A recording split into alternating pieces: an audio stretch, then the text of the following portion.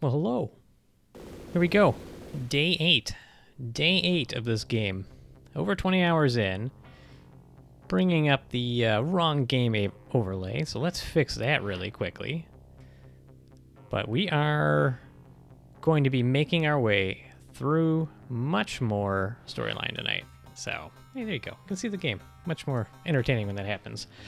So yeah, we're going to be diving a little bit more into the storyline, and we'll start out focusing there. We'll see how far that gets us, and whether we need to go back and grind some more runs just to, well, get through the storyline. That will remain to be seen. So last time we ended up doing some bigger Matrix missions. We did a few more just Johnson runs. Got better firearms too and armor, so we die less, which is a plus.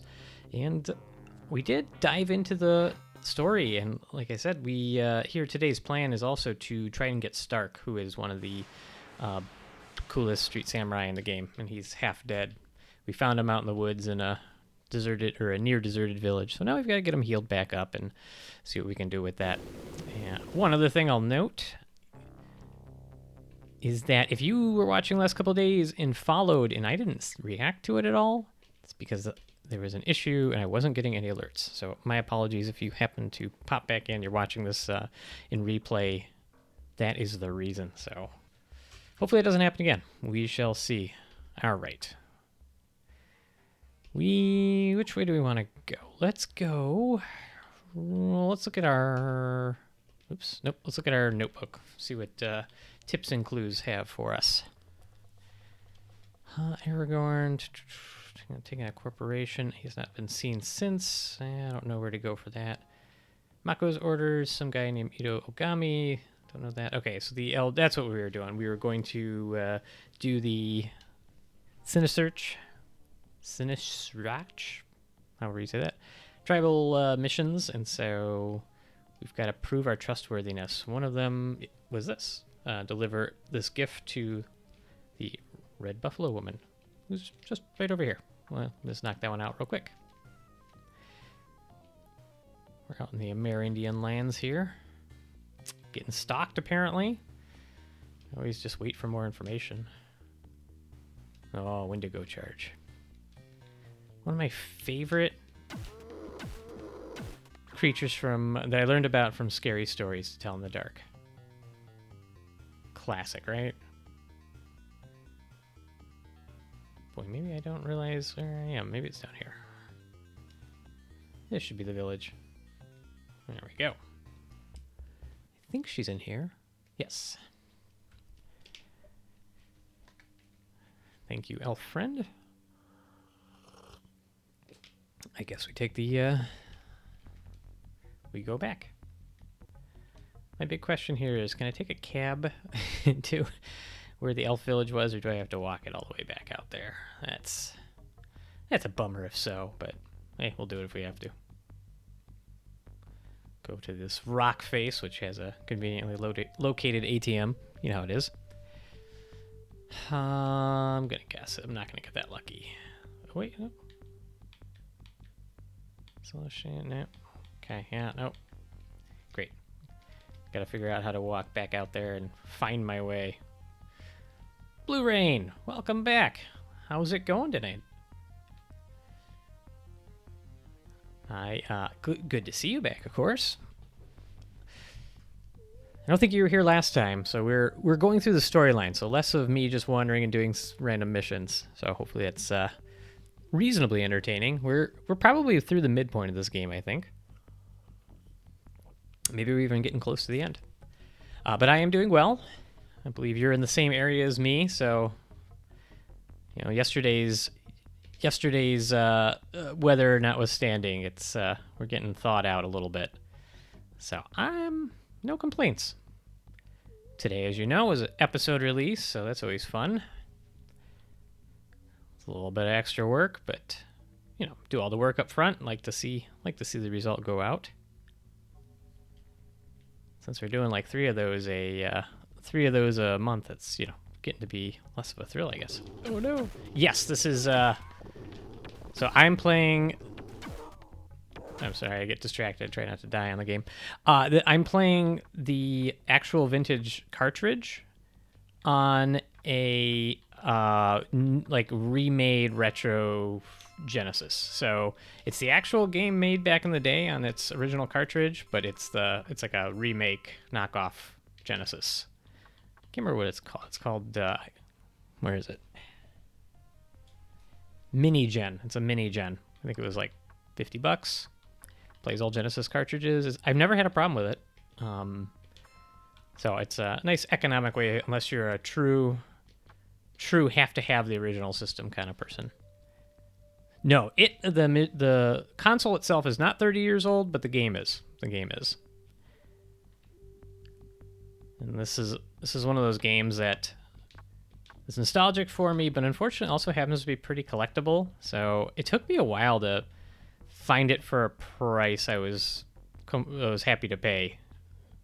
And so it's if you find this game in box and that sort of thing, it can be a couple $100 sometimes. Did you have to blow in the cartridge to make it work? Absolutely, of course I did. I did a couple nights ago. I couldn't get it to fire up like right before I went live, so I did have to take it out. I definitely did that once. Put it back in, and it worked. I think it was a coincidence. But yeah, you probably remember the good old Nintendo days. So it didn't work, but we all thought it would. Bootzilla Bass, welcome back. I am not playing on a CRT. I'm playing on my monitor. I have it's coming through a capture card, but I do have it hooked up through a what's the name for the connections? Obviously the yellow, red, white, and it's going through an HDMI. But like I said, I'm playing it off the actual cartridge, so kind of gives it, I think, a bit of that grainy, classic 16-bit look. I do have a stand-up arcade. It's just a multi-cabinet in my house that is a CRT, and all those games look fantastic on it. So I definitely, the purist in me wishes this was on a CRT. Hey, my friend called 5. Bring in the troops, man. Welcome. Already lost in the caves. I tried to explain Twitch to my dad. He'll have to see it. Yeah, Twitch is one of those things that when you explain it to somebody, you're like, so you watch people play video games? And you're like, yes. And there's plenty of people who I think are not sold on the idea on paper. Yeah, am I just like terminally lost in this place? This seems new. But once you kind of do it, or you're in a room with somebody who's playing and you're kind of looking over their shoulder and you're going, oh, well, okay, I'm a little bit wrapped up into that, especially if you're a gamer. I think that place is a dead end. I got to find my way over to that stupid village again. But yeah, it's my wife, same thing. Like I told her, she's like, what are you going to be doing now? Because might not surprise you to know I'm one of these people who has a new project idea every 10 minutes. And I was like, oh, I want to stream on Twitch. And of course I tell her what that means. So, is there another path down south, or I'm going to go a different way? And so I tell her, yeah, I'm going to play video games and, I don't know, hang out with people. Maybe people from my show will show up. I'll bribe my friends, whatever it takes. And she'd like sit in and kind of watch. I was like, all right, so I'm watching these other people play games, etc., and I do it fairly regularly. And so then she finally kind of got it, and she sat in a few times and watched, and she's like, okay, it's less weird when I actually see it. So, well, not saying everything I do isn't weird, but hopefully your dad stops by, because I think he listens to the show, if I remember correctly. I also watch a streamer on Twitch with a show about new music. There's the cool thing is you can kind of do a bunch of different things. I mean, maybe someday I'll get advanced enough to where like we can actually run the show on Twitch or something like that. We have some work to do to get to that point, but I just wanted to try something new, so that's why I fired up the stream, and I thought it'd be kind of a fun way, if we happen to have gamer fans in the podcast audience, that I don't know, be another way to interact with us. I guess by us I mean me, but it's just sort of how it goes. Bootzilla Bass, were you the one who was here a few nights ago and you weren't able to get chat messages to come across? Am I remembering that correctly? Let me know if so. I'm just curious, because, oh. Oh no, we're getting attacked. Quit killing my troll. As he does, he just figured out how to watch the show on YouTube. There we go. The funniest thing was I'm on TikTok, which really I only got on because of the podcast, but yeah, now I just, you got some free time, you know how it goes, you find a video and you're surfing around the videos. And I find stuff like, my dad's a big fan of like close-up sleight of hand magic kind of stuff. And so there's one guy on there, I think his name is Jason Ledane.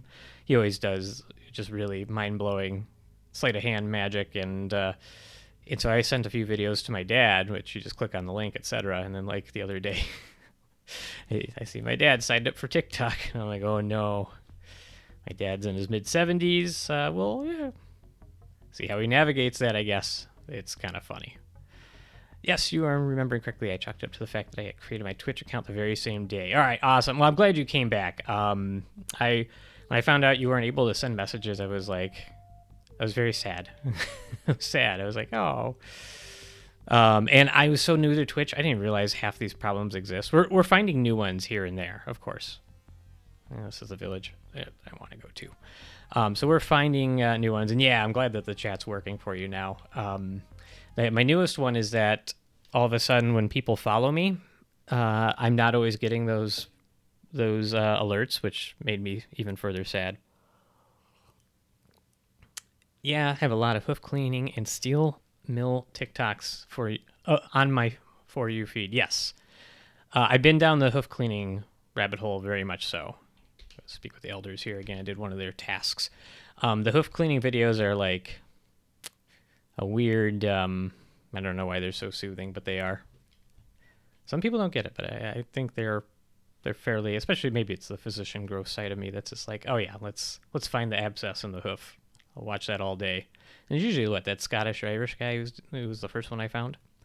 Their fingers must smell like poop all the time. Yeah, I don't know. Livestock excrement just has a little bit different smell, just not so, I don't know.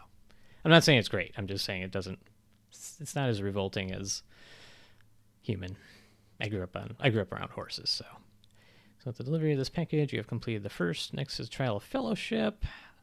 Long has Eileen Two Fists been away from us. She left 2 years ago. Seek her fortune. Sprawl, but no one has seen her since. Return Eileen to us. All right, fine. Yeah, I'll take your $1,000 helicopter flight to not have to walk through all that again. Yes, him. Yep, you know which guy I'm talking about. They touch the hoof with the poop all without gloves. Yeah, those guys are a little bit different. Baba Shango. Cool cats. Welcome. Good to see you, man. All right, we're going to take a quick ride back. And I don't remember where she is. I think she's in this little village over here, isn't she? Let me see that. I feel like I've run into her before. Yeah, hoof cleaning videos all day long. Yeah, friend, how you doing, man? Thanks for bringing the crew with you. Appreciate the raid, just because if nothing else, get attacked by Invisible Man here. I like to think these are the Predator. Great movie. But no, I appreciate you bringing some folks over. The raid, especially because I get to hear my Legion of Doom sound that I obviously had to make. Oops, that's not where I'm trying to go. Is this the village where it's like kind of a dead end? No, okay, she's at the other village, but I'm going to stop in here just so I know I'm not misremembering the place. Okay. Oh, I already talked to you. I don't need to talk to you again. Okay, yep, nope. Okay, thanks for info. I already talked to this guy.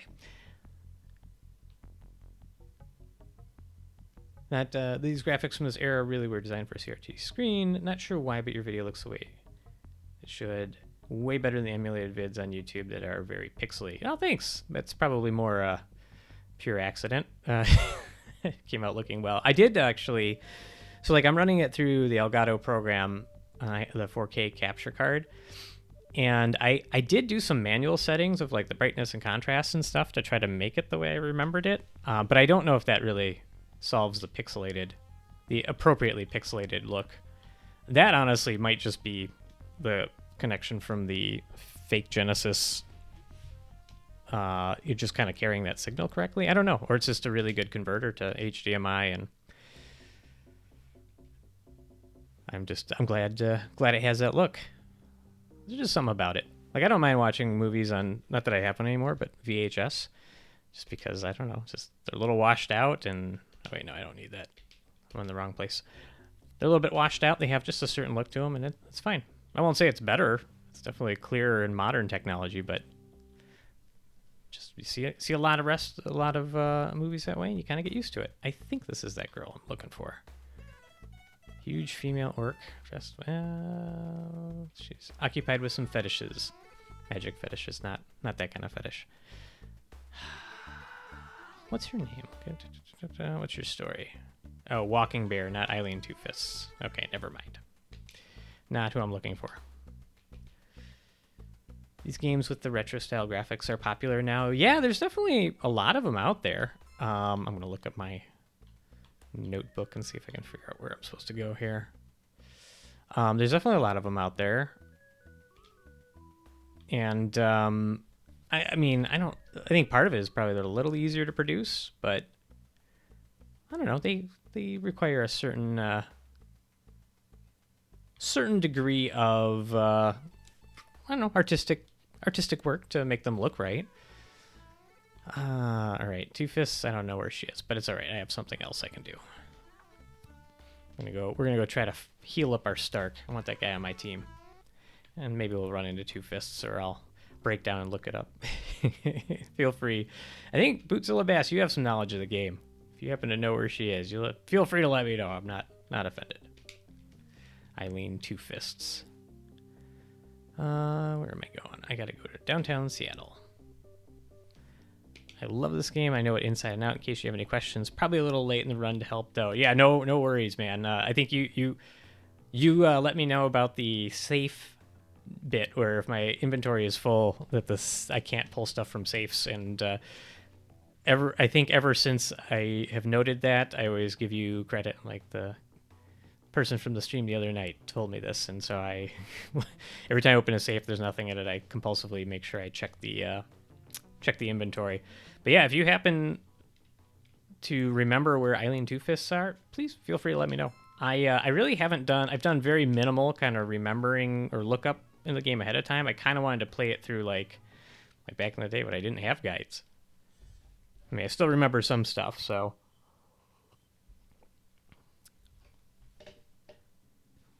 And I'm curious too, Bass, if you remember how long it typically would take you to beat this game.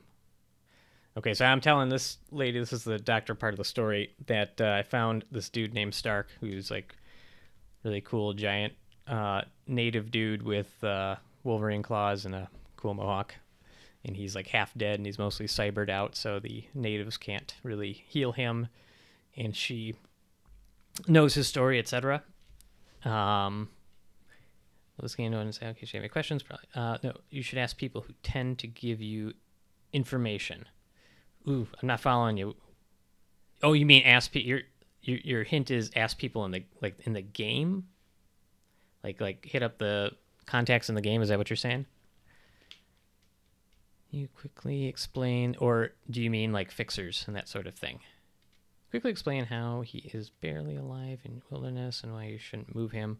Grabs her medical bag and commandeers a crash wagon. With an hour, you have Stark at the hospital. Yeah, I figured if I told her about Stark. All right, I follow you, Bess. So we'll do it that way. So within an hour, I have Stark back at the hospital. I'll be in the waiting room when you are finished. After a long examination, she meets with me. I'm on life support, but he was in such bad shape for so long. It's taken a deadly toll. His heart is failing rapidly. All right. He's got congestive heart failure, I think. We'll see. All his tests show that because of his heavily cybered body, a transplanted heart has very little chance of success. That makes perfect medical sense, let me tell you. But there is still hope, because this is a video game. Hope in the form of your abilities as a Shadowrunner. Oh, very poetic. I like that. He needs a VAD. He needs a ventricular assist device. It is honestly pretty close to cyberware for in real life. It's not wrong. I'll explain what that is in a second. Hope that, or I'll do whatever it takes, legal or not, to save Stark. I understand that, but it may still not be an easy thing. Great contacts in the medical world tell me that Fucci just completed a prototype Cyberheart. Perfect. Cyberheart sounds great. Be strong enough to power Stark's body. It is being stored at the Fucci building. Penumbra. Okay, so one district over, and if you could get your hands on that heart before it ships, then we have a good chance. Cool. I'll go get you a heart, I guess. Why not?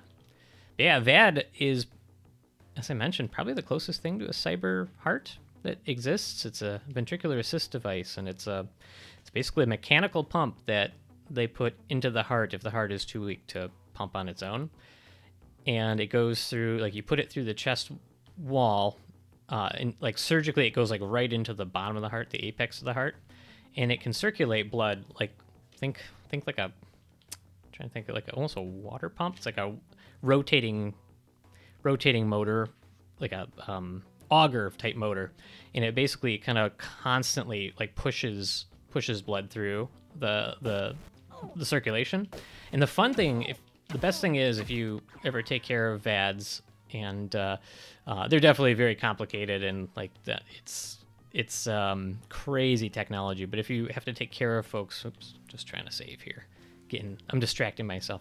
But if you're trying to take care of people who have them, and you happen to have like a new resident or a medical student with you, the most benign fun thing you can do is have them go up to the person. You ask them, hey, can you take their pulse rate for me real quick? Because what usually the learner won't know is that because that motor constantly spins and basically constantly pushes through blood instead of beating like a heart would, they don't have a pulse. So they are pulseless. They're perfectly alive and otherwise well, but they don't have a pulse. And so the way you get a med student to go up there and like check their pulse, and they can't feel anything, and they know that nothing is otherwise wrong because the person's talking to them. But it's just it's like a really lighthearted rib for the medical students. Or they come back and they're like, their pulse is 60, and they weren't really feeling it. It's a nasty trick. It is, but somebody does it to you and you have to pass it along, and that's how it goes. So are they a zombie? Well, no. I mean, they're not. They're alive. So I don't think they qualify for zombie. But yeah, so that's a fun trick. So the way that you actually, if you do want to assess the pulse rate, is you have to check their blood pressure, because usually you listen for a pulse. You actually have to use an ultrasound to listen for the blood basically coming back after you let down the cuff. So kind of cool stuff. They're more of a cyborg. I think that's technically true. Probably less ghoul. Yeah, I don't think ghoul. Ghouls are like, I think they feast on the dead, right? Most televad patients I've ever had were all very nice and not really of that mind. Right, let me heal this guy up. But they come with some problems, unfortunately, of course. I mean, it's not a native heart. So one interesting thing is that folks who have those devices have to be on blood thinners, because you don't want clots to develop in the motor. It's obviously bad. And so their blood has to be really thin, and that can cause problems. But the other fascinating thing is that because their heart doesn't have a pump to it, and that the blood flow in the body doesn't like circulate like pumped back and forth, they can also develop like issues in their blood vessels where they start to like change shape and become much more readily easy to bleed, because when you remove the pumping circulation, it actually can affect the way the blood vessels grow, and it can make them more likely to bleed, which is pretty crazy. They have to plug themselves in at night, I think. Kind of scary. Yep, they have to plug in batteries. They have to... Oh, hi. You want to come up? Come on, Nibs. Yeah, they have to plug in the batteries, and they're at risk for getting infections, because they literally have a battery pack on the outside and a big wire going into their chest, so they've got to worry about infections in that. Anytime you have something from the outside that is going inside, especially into a chest cavity, you got to worry about that. Ooh, 5 clips. That's a good find. And yeah, they're constantly, they have to be near their batteries. Nope, you're not. Never mind. Nibs the cat doesn't want to hang out right now. But they're constantly, you have to like be very aware. Don't lose charge. And I can't remember how long the batteries last for. It's been a long time since I've taken care of an LVAD. More often you're going to run into that if you work at a really large medical center. And back in training and residency, we had an LVAD program, so you were much more likely to have these folks come in. But yeah, it's pretty incredible, and it's, the idea is that folks who have those devices, you're hoping that you can keep them going until they get a transplant of a heart, because that's a way more as complicated as a transplant is. It's just a way more long-term solution, if you will. Good thing I have my fake ID still to get past all these vigilant security guards. So I'm guessing the heart's probably in one of these safes, because that's where they would put it. Gotta find the heart in the safe. Find a terminal logged in the management. Perhaps searching the computer will provide information. I'm just gonna set off the alarm if I do that right now. Residency was in Milwaukee at Freighter Hospital. Freighter, it's the big academic medical center here in Milwaukee. And I trained in emergency medicine there. Never a dull moment. Oh, the MICU there. No kidding. I remember that. I could probably still walk to it in my sleep. I often did walk to it in my sleep. I know exactly where that is. It's, let me see if I remember correctly. See, look, I found nothing, so now I'm gonna compulsively check. What do you know? My inventory's full. Learn from Bootzilla Bass. I hate carrying all this stuff, but I'm also like too cheap, so I always try to keep as much as I can to sell it. That's probably why this game's taken me 8 years too long. Yeah, that MICU, saw plenty of interesting things there, that's for sure. So I certainly won't drop any names, but one of my favorite physicians I ever trained under was up there. And I hope he's still there and teaching the next generations of residents to be good people.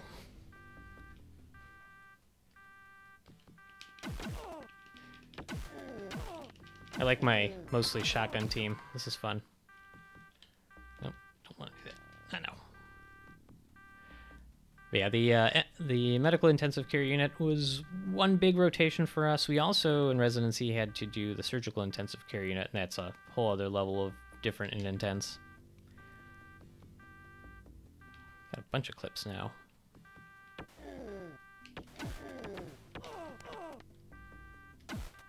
Okay. Nope. Dang it. Alright, where we got the heart? Let's find the heart. Oh, we can turn off the, let's turn off the alarm, maybe find what we were looking for here anyway.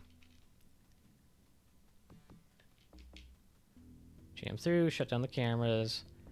3rd floor. I'll take the 3rd floor. Alright, so the heart should be on the 3rd floor, I'm guessing. I'm sure they have, I'm sure cyber hearts are a little easier to deal with. They probably worked out a lot of the bugs by then.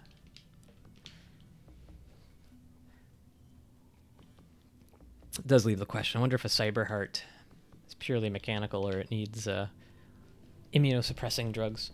That's the issue with a heart transplant, is that take this heart from another person, put it in there, and then they have to be on anti-rejection medicines for the rest of their life, so that their body's immune system doesn't get mad at the foreign tissue heart that is in their chest, keeping them alive. It's hard to reason with the immune system, to be honest. It kind of does not always follow the best practices, in my opinion. It's nice when it works, though. Nice when it does work. Plenty of frag grenades. One of the Terminator movies in one of the Terminator movies, when at the end John Connor gets that other guy's heart. OMG. Wait, which one is that? Is that 1 or 2? It's got to be.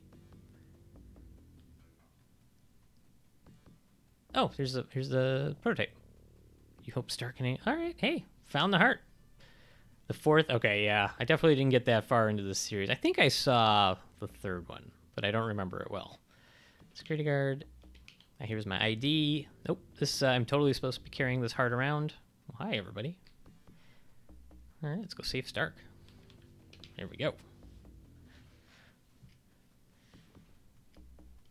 Yeah, what did I? Didn't I see Linda Hamilton, who played Sarah Connor? She's She's like, I'm not doing any more Terminator movies.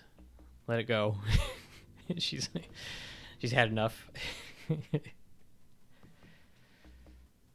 I could believe a cyber heart. That makes sense. Or what did they call it? Yeah, Terminator heart. I don't know. Let's save it real quick. Then let's go. Nope. Hey. Let's go deliver the heart to the hospital, just like a real transplant team would. I'm sure it's in a clean container, a bucket of some sort.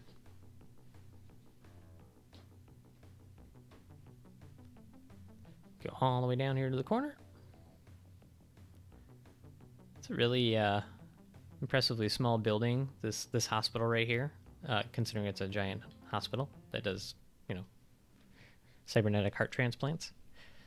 You have the heart. You're amazing. I know. Rains kisses all over my cheeks and lips. Whoa, whoa.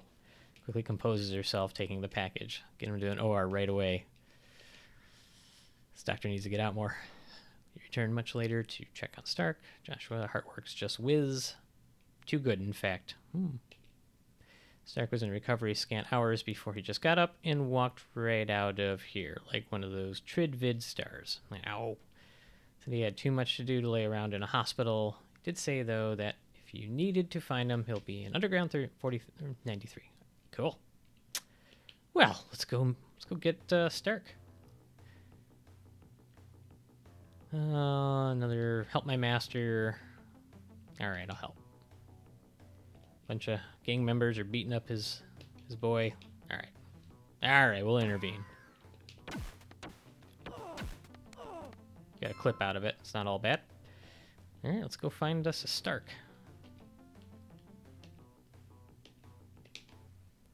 Should probably heal up a few guys.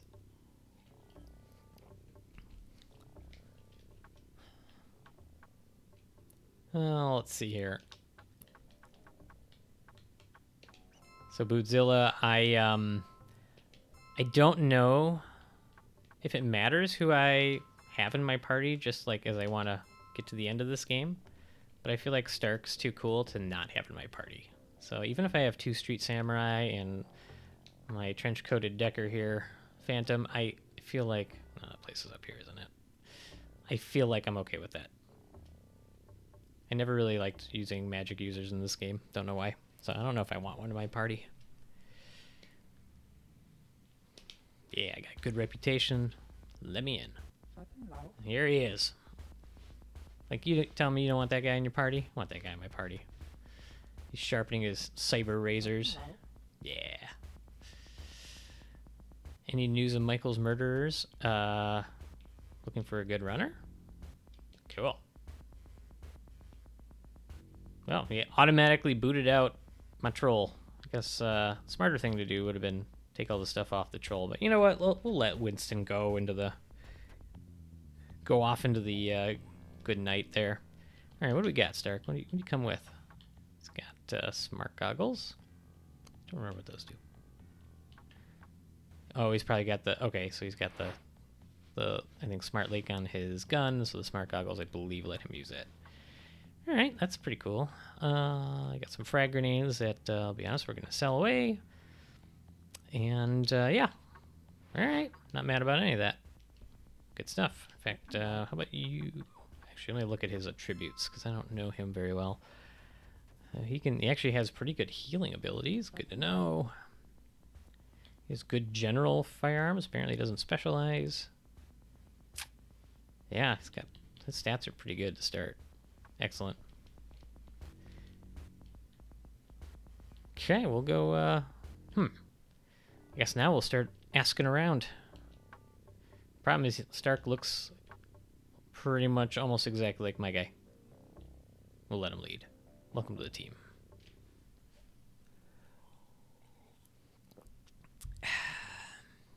It's like one of the few times I walk into this bar and don't get into a bar fight. I was going to ask around for some info.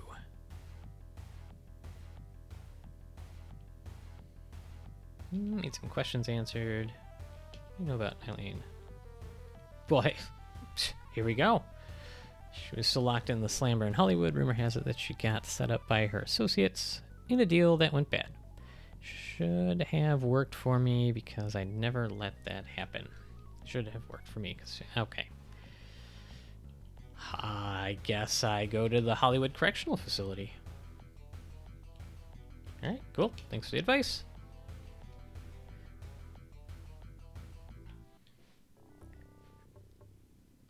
So like that. Godzilla Bass gave me a hint without directly telling me what to do. I like that. It's a good way to do it. And that place, we're going all the way back to the Redmond Barrens where we started this game. This correctional facility, I'm guessing breaker out. Let's see, what else should I do? Let's actually go sell that stuff so I can open up some inventory here. I'm at least worrying a little less and less that I'm like strong enough to get through these missions because I seem to be cruising through them. So I'll remain optimistic and we'll still save before we go in. Now, what kind of armor do you have? Ooh, line duster. Tell you what, buddy. Before we go in there, let's beef that up for you. Let's beef that up. Okay, and then Phantom. He's good. Alright, sorry chat. One quick pit stop back to the old crime mall to buy some illegal armor for my buddy Stark here.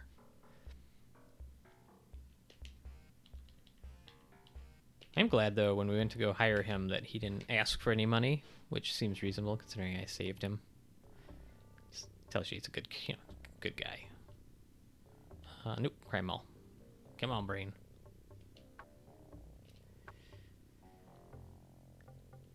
Whenever you need some, crime mall's gotcha.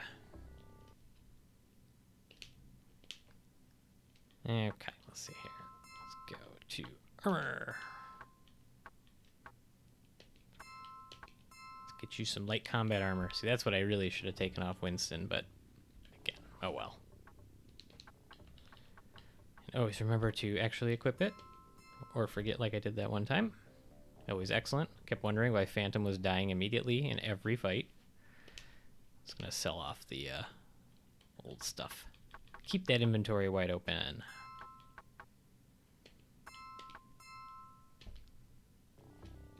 It's pretty cool. You sign on with a team of mercenaries, and they're like, let me buy you a cool armor jacket.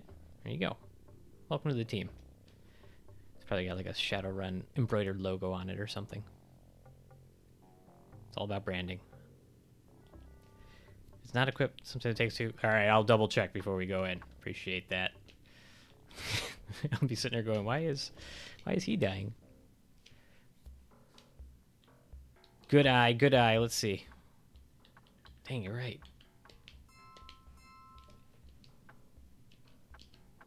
All right. Appreciate that. I'm pretty sure that happened with Phantom too, because I remember buying him some piece of armor and then thinking I had it there. That's how entrance to Hollywood Correctional Facility. Large number of criminals and scum of the city. Yes, I'd like to be here. I guess I can just open fire, right? Yeah, let's open fire.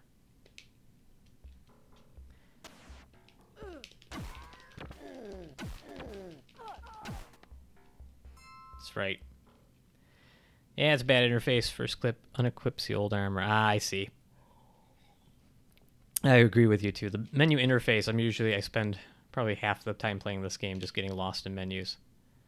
I feel like, am I going to kill the first guard and he slumps over the gate, you dash into the prison. Okay, I guess it worked the second time. I'm going to heal up Stark real quick.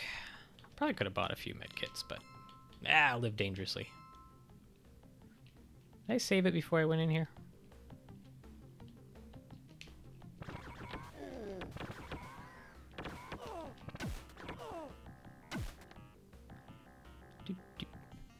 Love the song.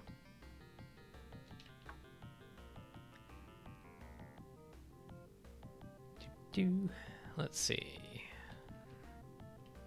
So used to looking for safes. Oh, nice.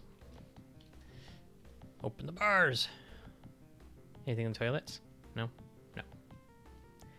Don't know if there's a big reason to open all of these.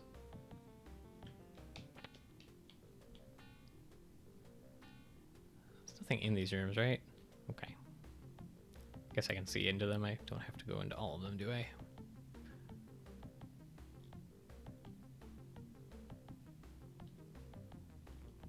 I'm just curious, though.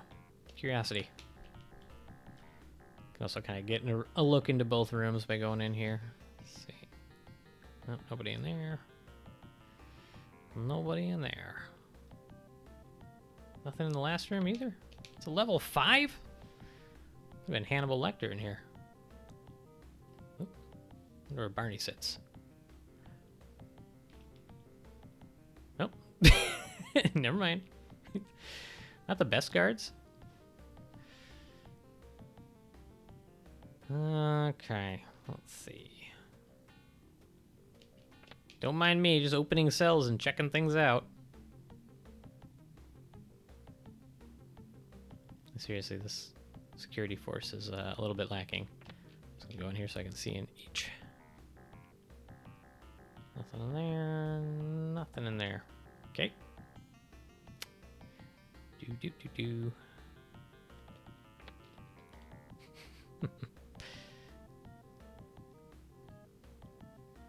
I wonder, is this possibly bugged? Like, shouldn't they be attacking me? Or do I have such good reputation in this game that they're like, nah, he's good? Okay, and I'm guessing, oh, I can go up this way. There's a person. I wonder if that's who I need.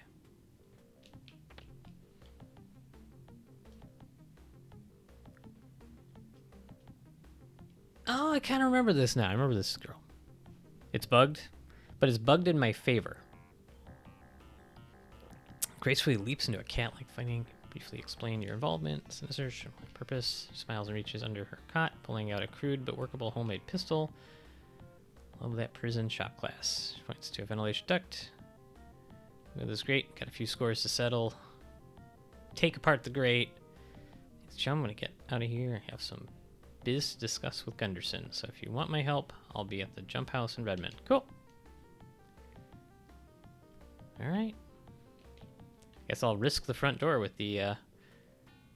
Even when you first entered, they weren't hostile until you opened fire. I guess you're right in retrospect. Look, I've had bugs in this game go the other way. I don't think you were here the night I tried to fire Phantom because I wanted to get the Rihanna, the elf Decker. But she was bugged, so every time I would finish a run, she would leave the party even if I hired her for life. And after looking it up, it's like, yeah, you can like get rid of everybody in your party in the game and then like rehire them in different orders and stuff. And I was like, I'll just keep Phantom. It's fine. That's how we ended up stuck with Phantom. All right, now what am I doing here? Let's go notebook. Current run. Nope, not a run. Sorry. Tips and clues. Okay, now there's Owl Feather. I feel like I can ask around. And then Aragorn. Okay. Okay, then I can go back and do another one of those. This game has a lot of bugs. Most aren't game-breaking, but some like that one are bad. Yeah, that one is bad. You complete your second task by freeing. Okay, so I can go back, turn that in.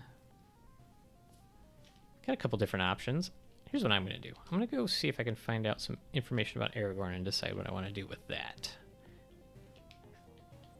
I'm going to go back here. I feel like I was supposed to ask one of these hiring Mr. Johnsons here some info questions, and I just didn't. So I'm going to see if I can do it. See if I can make up for that here. Wonder if it's awkward when you walk back in the bar and the troll you just fired for this other dude is just hanging out there. I don't know. Probably part of the job. Information or questions answered. Ever heard of Aragorn? Yeah, so this is the Owl Feather's brother. Let's see. Last I heard, he fragged a solo run against Mitsuhama. Corp suit still think he knows something, so they're holding him in interrogation. Oh. I guess which Mitsuhama though?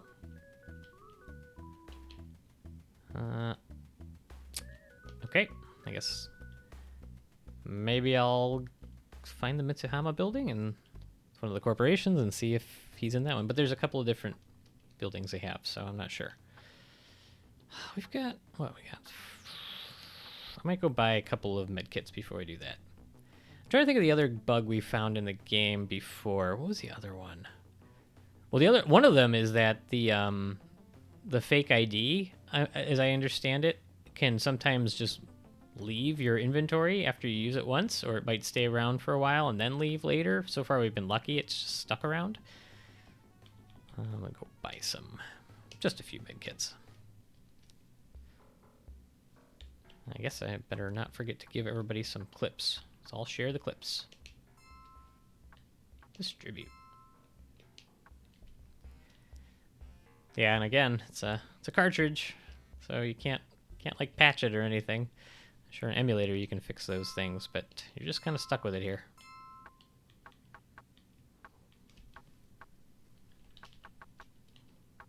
All right, give me some heals. Let's do one more. One more. No need to get too carried away here.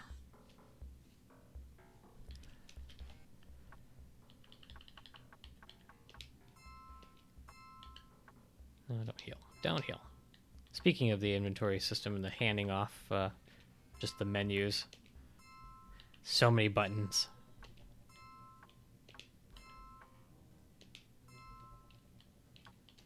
Give one to Stark, too. That would be the most frustrating part if somebody was speedrunning this game. I know there's a few people that do, but just getting through the menus, trying to memorize all that stuff, that would just be maddening, I think. There's a Mitsuhama here. Let me check this one.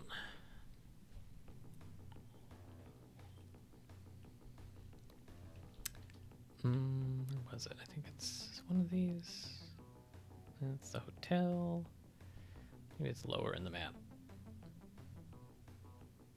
That's Fuji. The big yellow M. That's the not that yellow M, yellowish M. Hey, why? It's been a while. We haven't had a strike team jump us.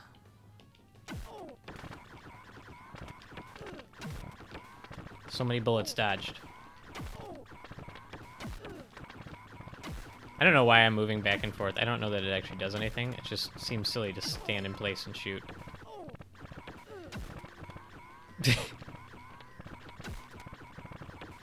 See, like if I keep moving, at least I feel like I'm helping. Oh my god!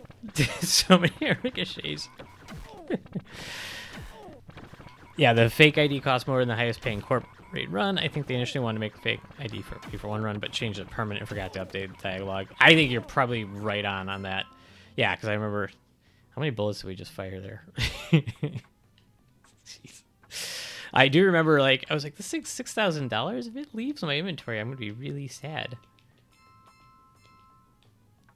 It would obviously not be a tenable item in this game. You would never. It's already a tough enough grind to get enough money to do most of the stuff. All right.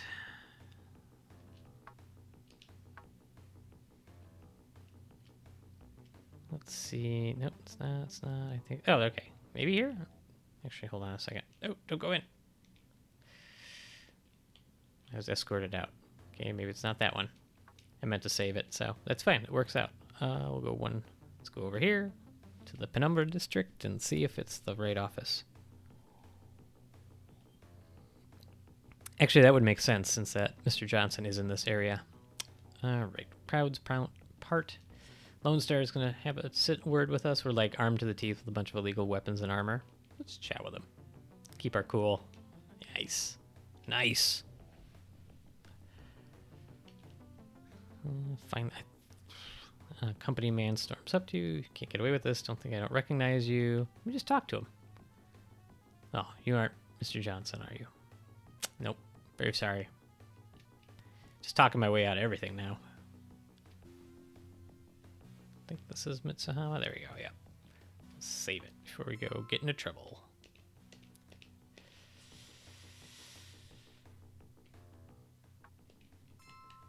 save again. I always save in the both slots because I'm paranoid. Because if the save data gets corrupted on here, there's not much I can do. You wait until after hours and slip in one with the night cleaning crew. Nice. It's better than elbowing people and saying they're having heart attacks, I guess. Hopefully Aragorn, son of Arathorn, is still here. They could have picked so many other names. That's just silly. Nice chair room.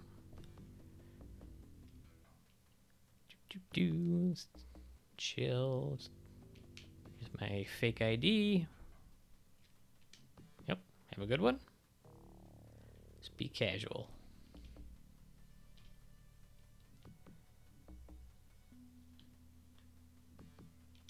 Trauma patches? We don't mind trauma patches. We'll take those. So many heals.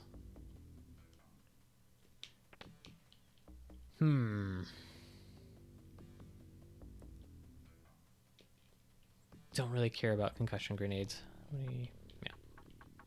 Don't really care about them. In fact, I so don't care, I'm just going to discard them. How's everybody's inventory looking? Okay, we've got a couple slots there. We lost our elf. Nope, there he is. I'm really glad we... Ooh, maybe we can get our info quickly. At least turn off the cameras. I'm going to jump back on this and see if... Oops, scientist walks deep in thought. Maybe he'll tell me. Nope. He's afraid he has no idea what I'm talking about. All right. Good job, Phantom. Way to set off the alarm. At least you can just turn it off.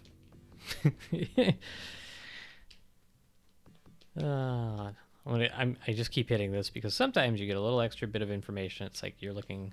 The thing you're looking for is on this floor, or that floor, or whatever. I won't spend all day doing this, but it's just really nice when it works. Not so much when it doesn't. You would think the guy with the highest electronics would make this happen a lot easier, but... Alright, we'll just go looking. Oh. Okay. Never mind. Oops, wrong guy. Wrong guy. Okay, there we go.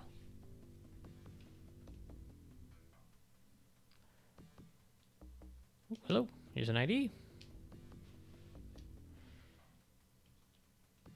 I'm just gonna hope that this is not... better check this room. Why?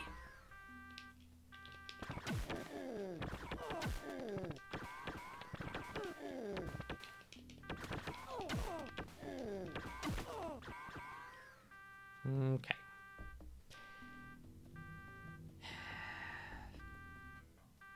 Why do those guys attack me? They didn't get the memo that I have a authentic fake ID. Make sure I don't miss a room here.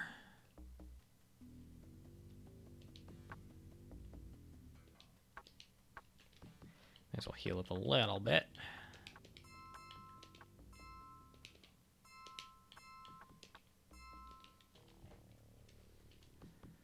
We're fine. Totally fine.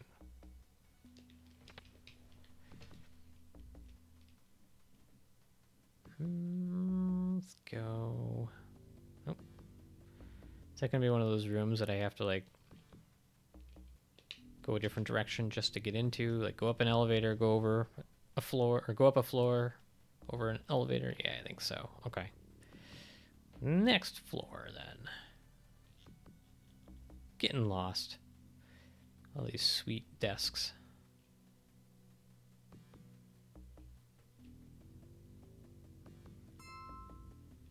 Free gun laying there.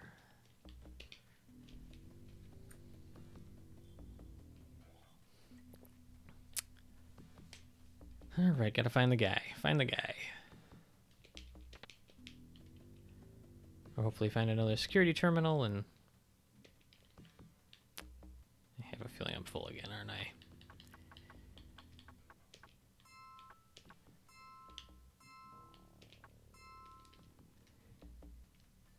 open another safe and waste it. I don't want concussion grenades. What's the movie topic tonight? Welcome back. Kyle, how you doing, buddy? Movie topic, we do... There was like 1 or 2 references dropped a little bit earlier, but nothing official. If you got something, throw it out there. Tired but good. Did you say you were going off to play something else, weren't you? What were you playing tonight?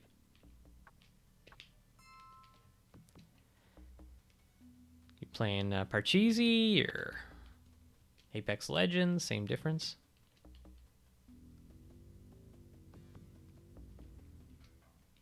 Four scatter grenades. Another item I don't want.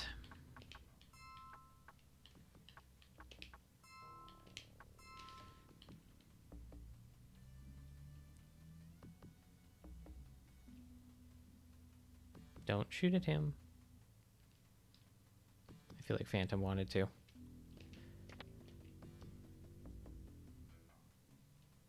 It from the ashes, but I bailed on him because I'm tired and I want to put out that energy. Honestly, they'll... Hey, dude!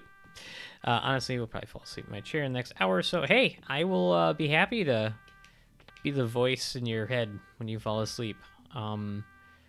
If you have like some way you can let me know as you're really about to fall asleep, we'll see if we can build some interesting weird dreams for you. I can probably come up with something interesting. You could always go to like sleep in bedroom and stuff, but I think it's more fun if you hang out here. I've seen, don't some people like this is weird, honestly, I think, but they'll be asleep at their chair, like on Twitch, which is just the strangest thing. It just looks uncomfortable. I don't get it. I don't get it. I do not know that game, Revenant from the Ashes.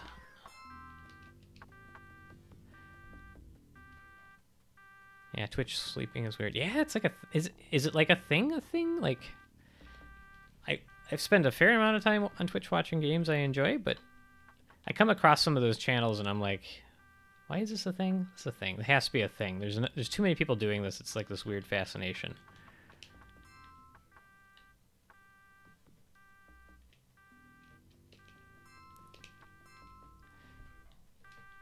Like, I mean, like the hot tub streaming, I get it. That's not, you don't have to think too hard to figure out why that's as popular as it is, but it's a Dark Souls-like game, kind of steampunk with guns. Oh, okay, fair.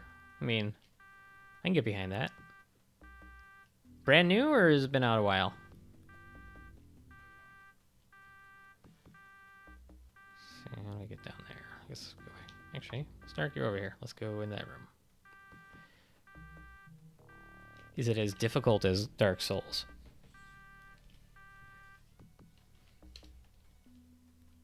Outlasted the alarm. Revenant 2 came out 6 months ago or something. Not new, but free? Free is good. Never mind free, you know?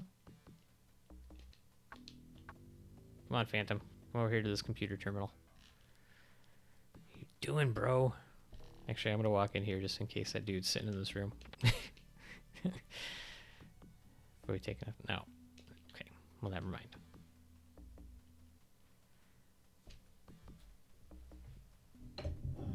See if I can pour this tea without having the lid come off.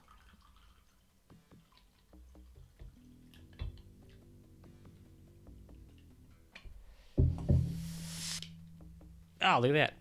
5th floor. I'm glad I looked because I don't want to search 8 floors.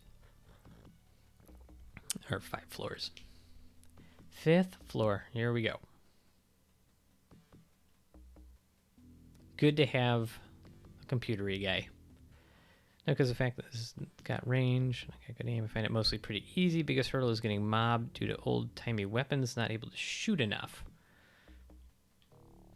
That's a problem. That's a problem. Oh, come on. Why? Dude, have you seen how many guards I've killed? Why would you stop me at this point? Oh, come on. Why are they chasing Phantom? Quit chasing Phantom. And random fire.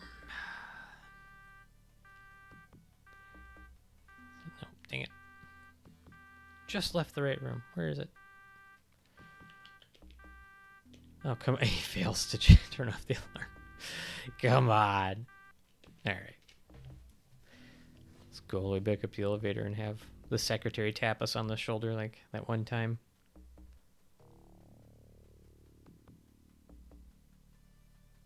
I mean, you wouldn't want to be the one guard that took down the intruders. Or wouldn't you want to be? No.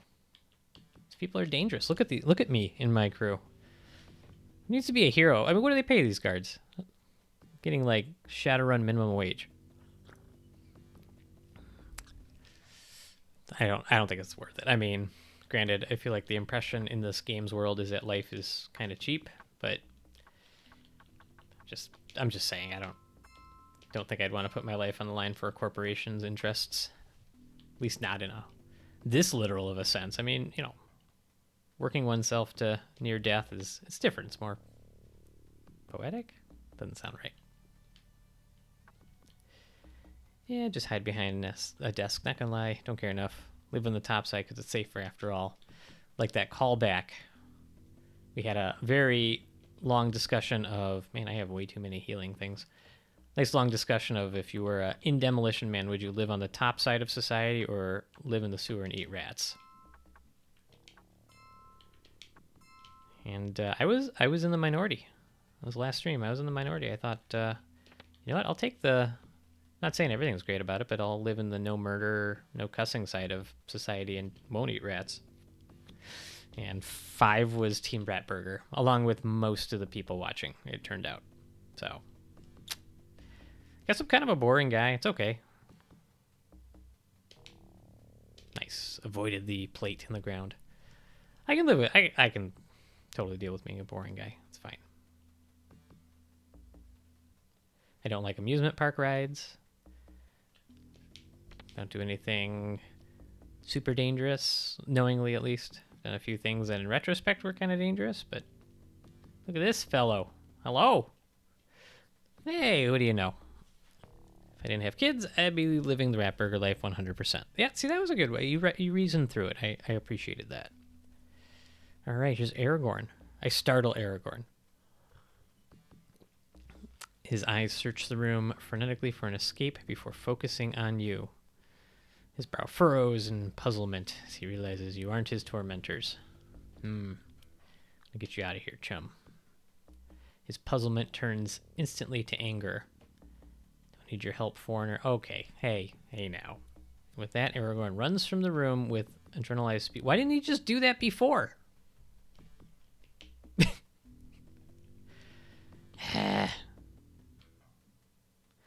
Amusement park rides. I feel like I'm alone. I mostly hate them. I go to go-karts and such. Yeah, so that's fine. Like, it's... I'm not saying it's impossible, but it's probably pretty hard to seriously injure yourself on go-karts if you're... Okay, I can think of ways, but... So he ran out. Door was locked. Oh, alright, you're right. You're right. He had frenzied speed. Maybe you could have run through it. Yeah, I don't do the thrill rides thing. I don't even like commercial flying. I do it out of necessity, but I don't like it.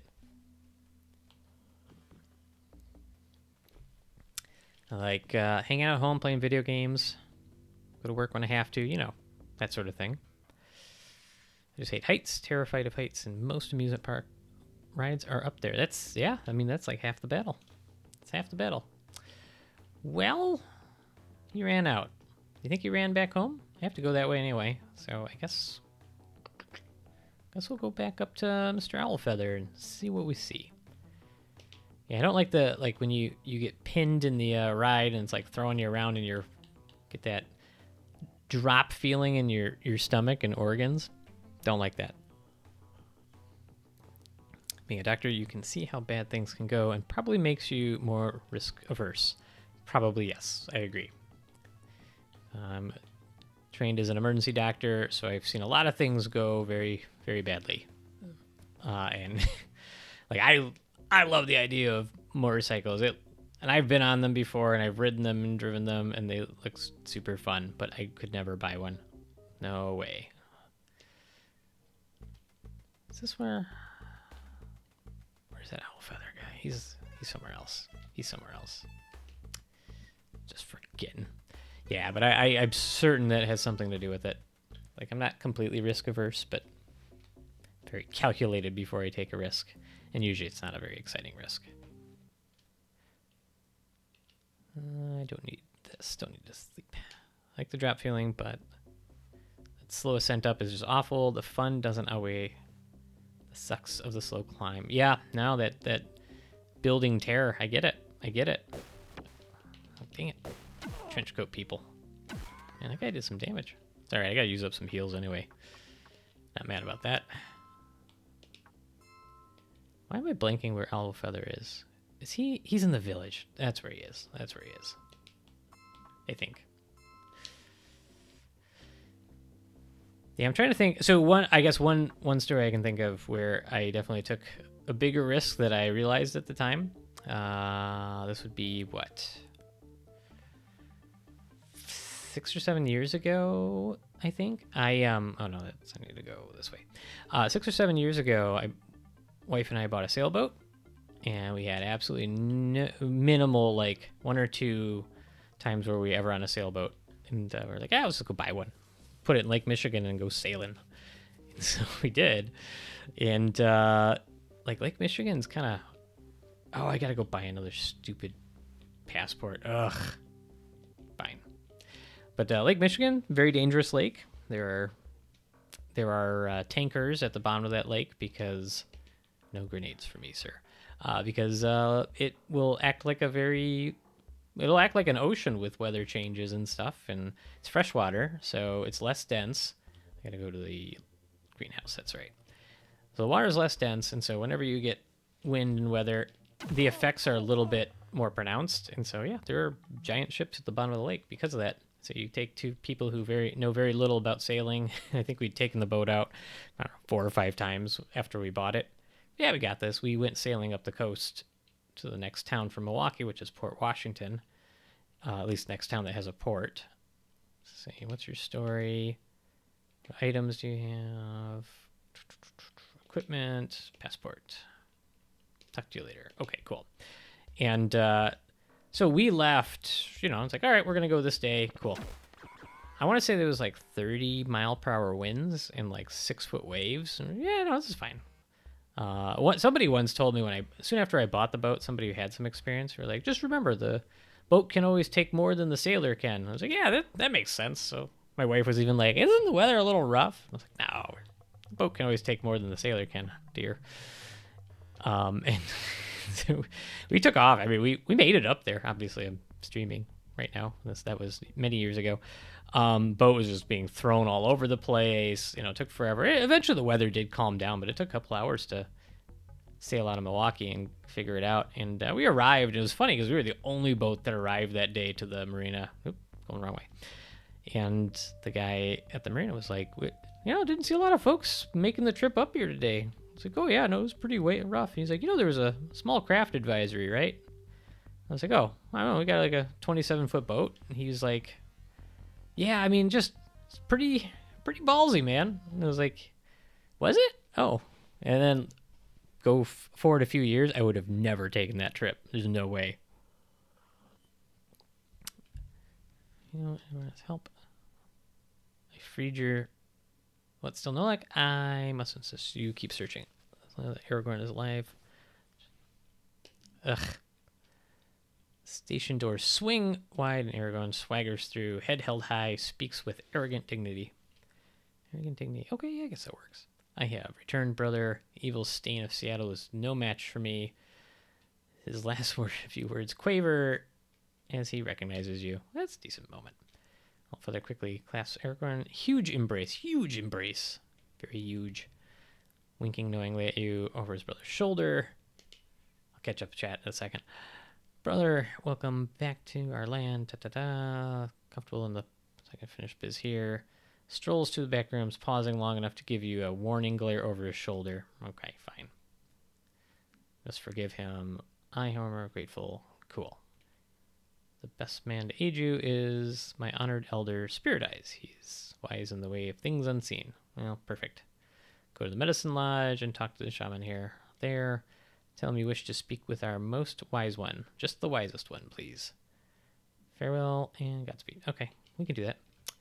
Let's see. Also, hockey can be pretty dangerous. Yeah, definitely can be dangerous. I feel like the level we play, the beer league, the most dangerous thing are the egos of everybody around us and the people who don't know how to skate very well. They're kind of like bowling balls with knives on their feet.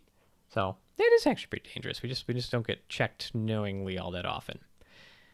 Hey, Southpaw. Sorry, I didn't see you pop in here. I drove my motorcycle on the highway fast enough to make the striped line become a solid line. Yeah, see, that's one of those things I wouldn't do. I don't do. Motorcycle accidents were one of my least favorite things to see in the emergency department. They happen a fair amount and tend to have, unfortunately, more gruesome findings. Yeah, open water is effing scary. It is. It's very, especially when you know there are many people who ended up at the bottom of that open water. If you fall into it, you're don't have all that long before you freeze. Okay, where's this medicine lodge? Medicine lodge. It's not a building. Need to find the most wise person. Medicine lodge. It's not back up.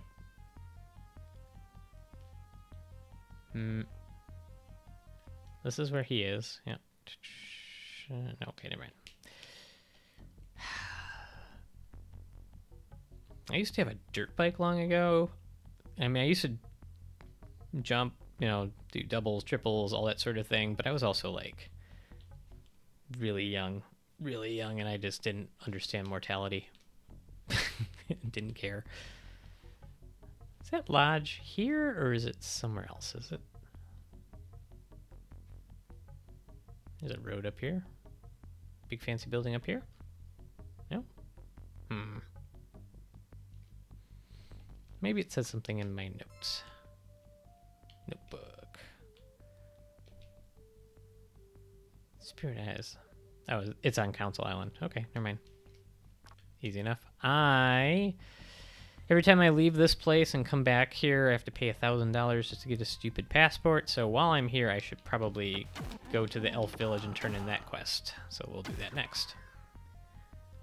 Cooking on these story missions. I honestly don't even know how close I am getting to the end of the game. I don't think I got this far in the game when I was younger. And most pits can get elbow in the back of the head. Yep, Dropkick Murphy's a way cooler dude than I thought he would be. His name's Dropkick Murphy. He's got a punk band named after him. You're surprised he's cool? Of course he's cool, man. Yeah, that's... I don't... here's the thing, too. Like, I don't mind mosh pits. And I'm getting old. I'm definitely getting too old for mosh pits, maybe. But my wife and I will go still to, like, punk show, metal show, or whatever, and be like, okay, we're just gonna like hang back now, right? Yeah, totally. And then pits open up, and we just like, all right, we gotta go back into the pit. Yeah, I'm just getting attacked left and right out here.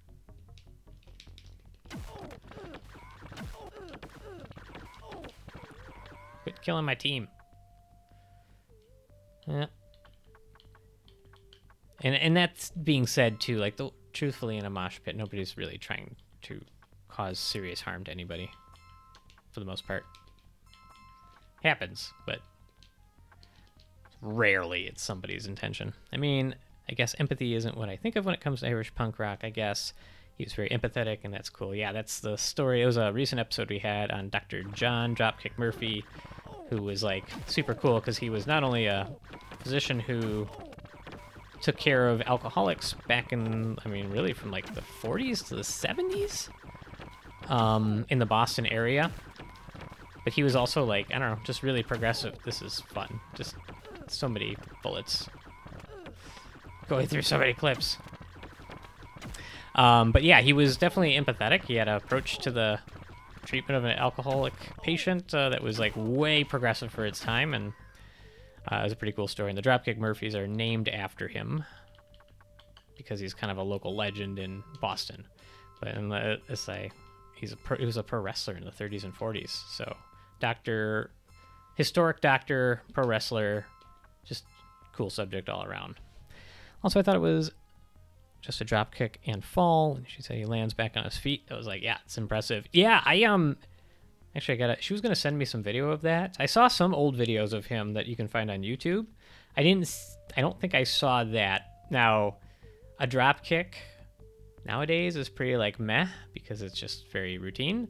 But there was a time that was like when he was doing it in the 30s and 40s, you just didn't see wrestlers leave their feet like that. So it was crazy acrobatic, and if he was able to actually do that and land back on his feet after executing, that is pretty cool. That's definitely agility that you would not expect from wrestlers of that time. Maybe some point I'll actually memorize where I'm going here. Shooting big bad things.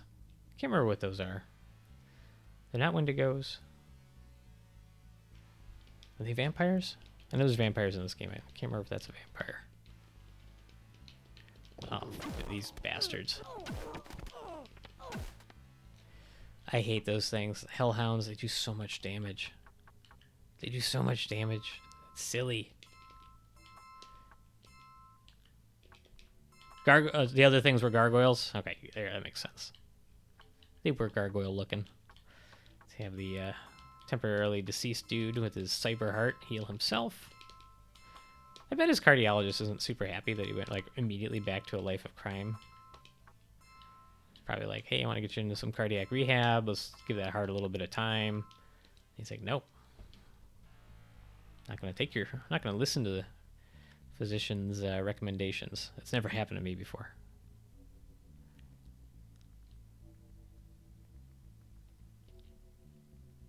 All right. At some point, like I said, I might memorize my way around these caves, but for right now, I just get lost until I'm not. Oh my god, enough already.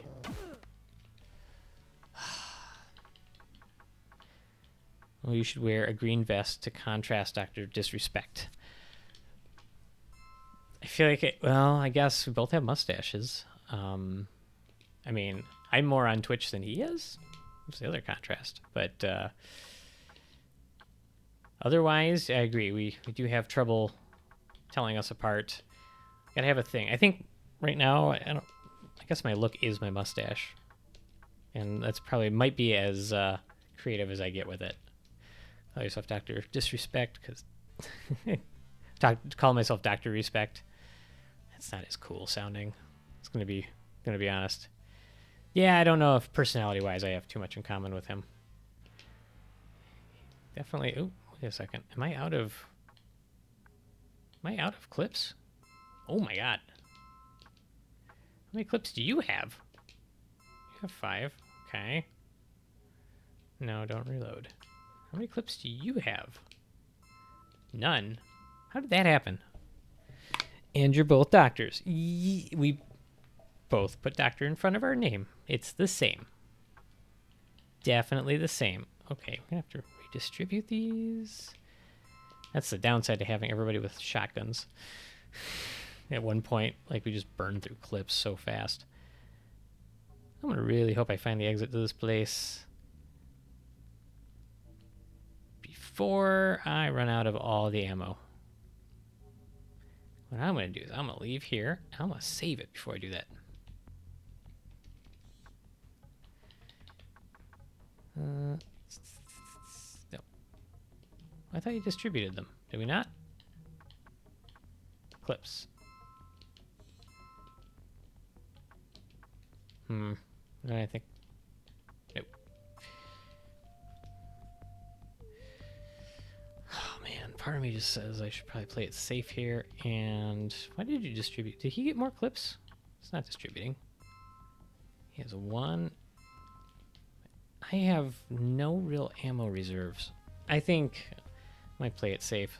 Speaking of risk averse, and go back and buy some more clips before I try to do this, get myself killed.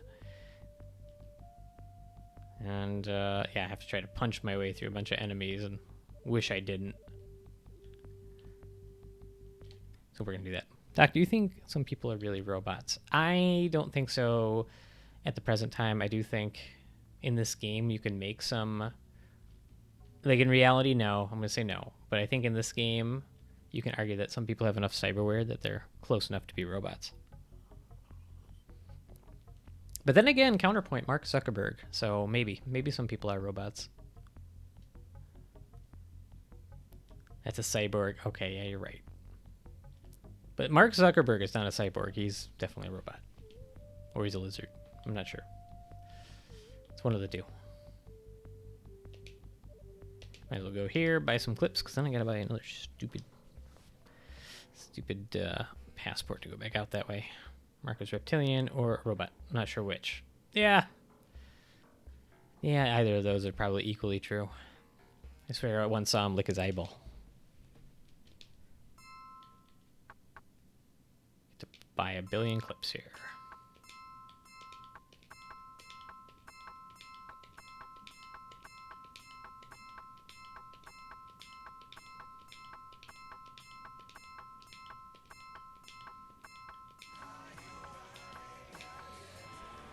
Geriatric-tastic. Glad you're having a good time following, and that means, since I saw that come across, I think the following issue has been resolved, so that makes me feel good. This is a good question. Geriatric-tastic, if you just entered, again, I hope you're having a good night. Do you think that some people are really robots? Do you have an opinion on that? Southpaw was just asking me.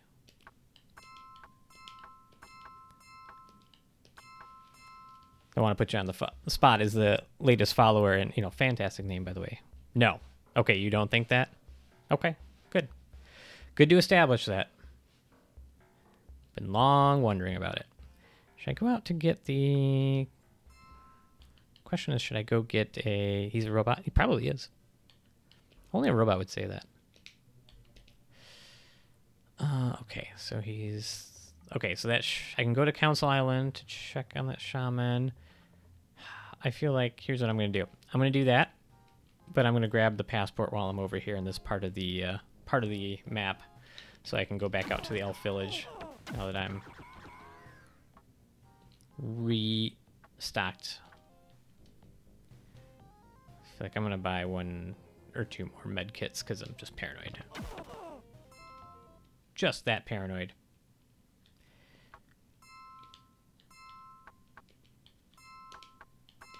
1 and 2. Yeah,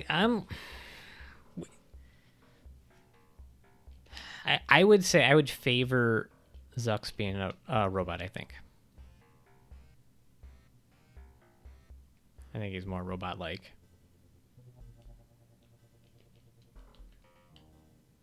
Oh, wait, oops, almost forgot to buy the pass. It's the dead eyes. Yeah. They, just something, man. Something ain't right there. Got a very Terminator-esque look to him, you know? Ex Machina was horror film, changed my mind. Did I see that one? I don't know if that one is. I know what Mario Van Peebles is up to these days. I have no idea. Oops. What Mario Van Peebles is up to. Wrong chat tree. If anybody knows, he could be watching this stream right now, for all I know. What else do you have to offer? Give me equipment, give me another passport. Dude, this guy is making bank off me in passports.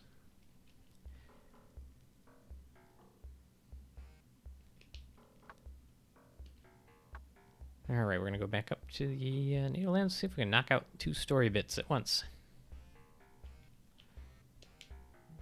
All right. Council Island first.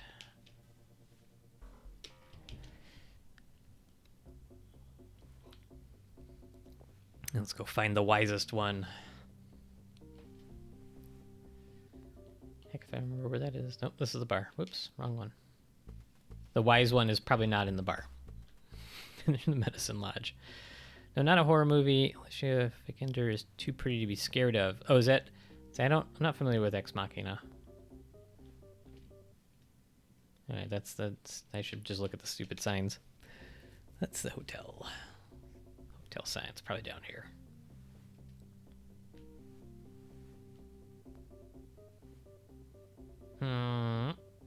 This looks fancy. House Island Hospital. Nope. Why is this hospital bigger than the hospital in downtown Seattle? Interesting. Let's go over here.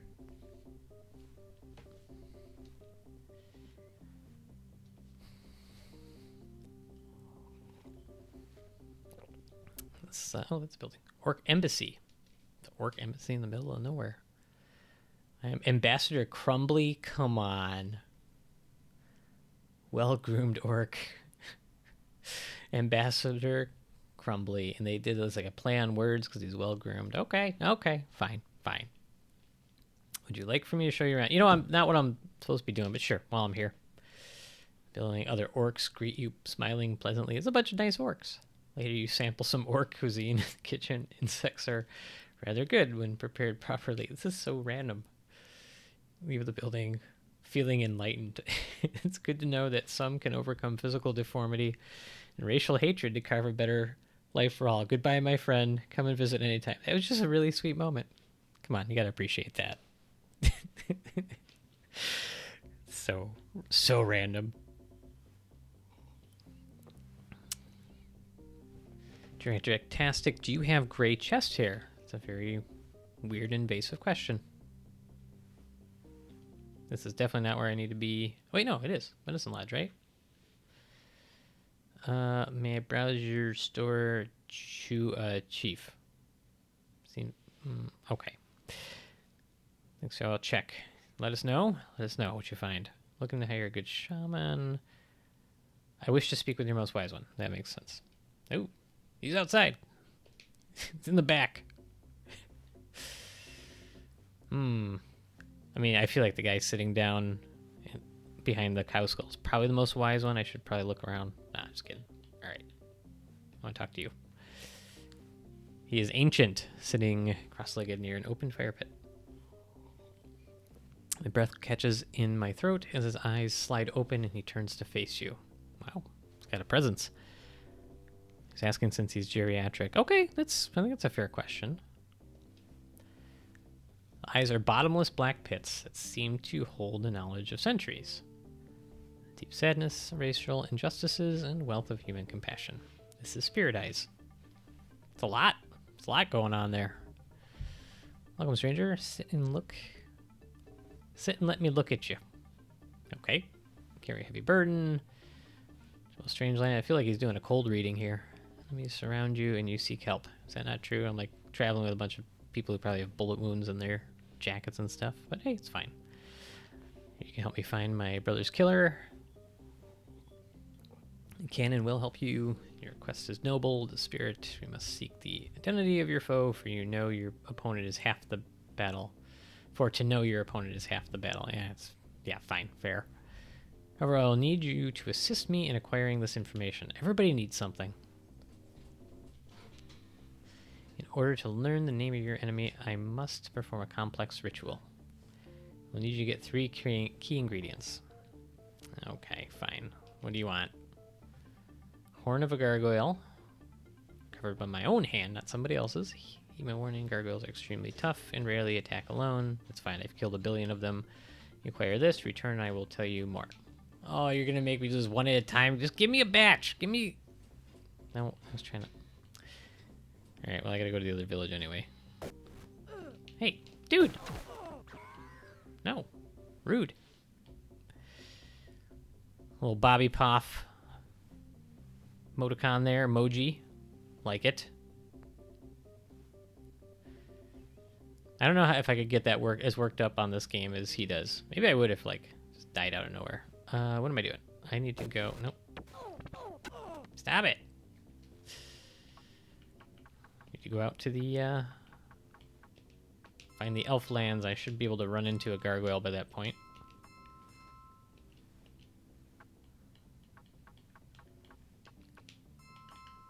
Right, heal up.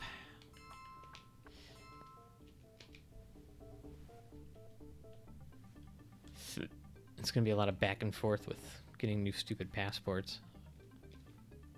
But I have one right now.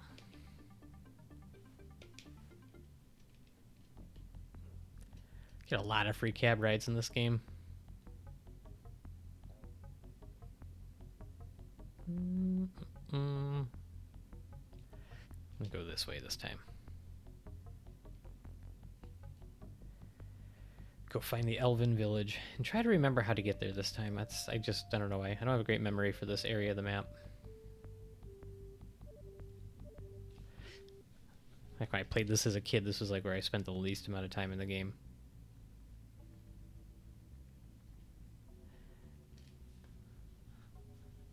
Can I attach a picture to this chat?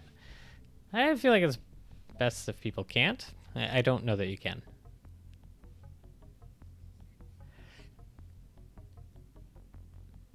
I think it's limited more for my safety than anything.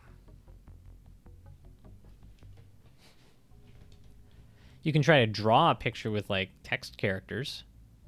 Oh, hi bear, you awake?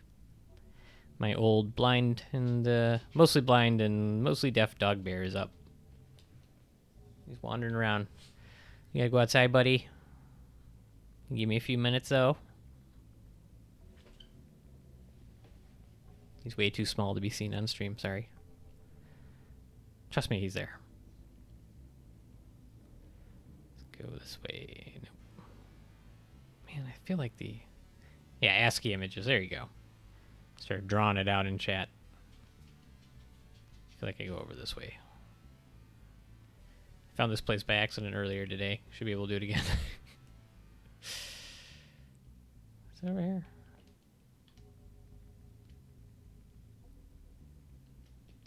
Now when I want to run into a gargoyle, I don't see any. Go figure. This maybe out here.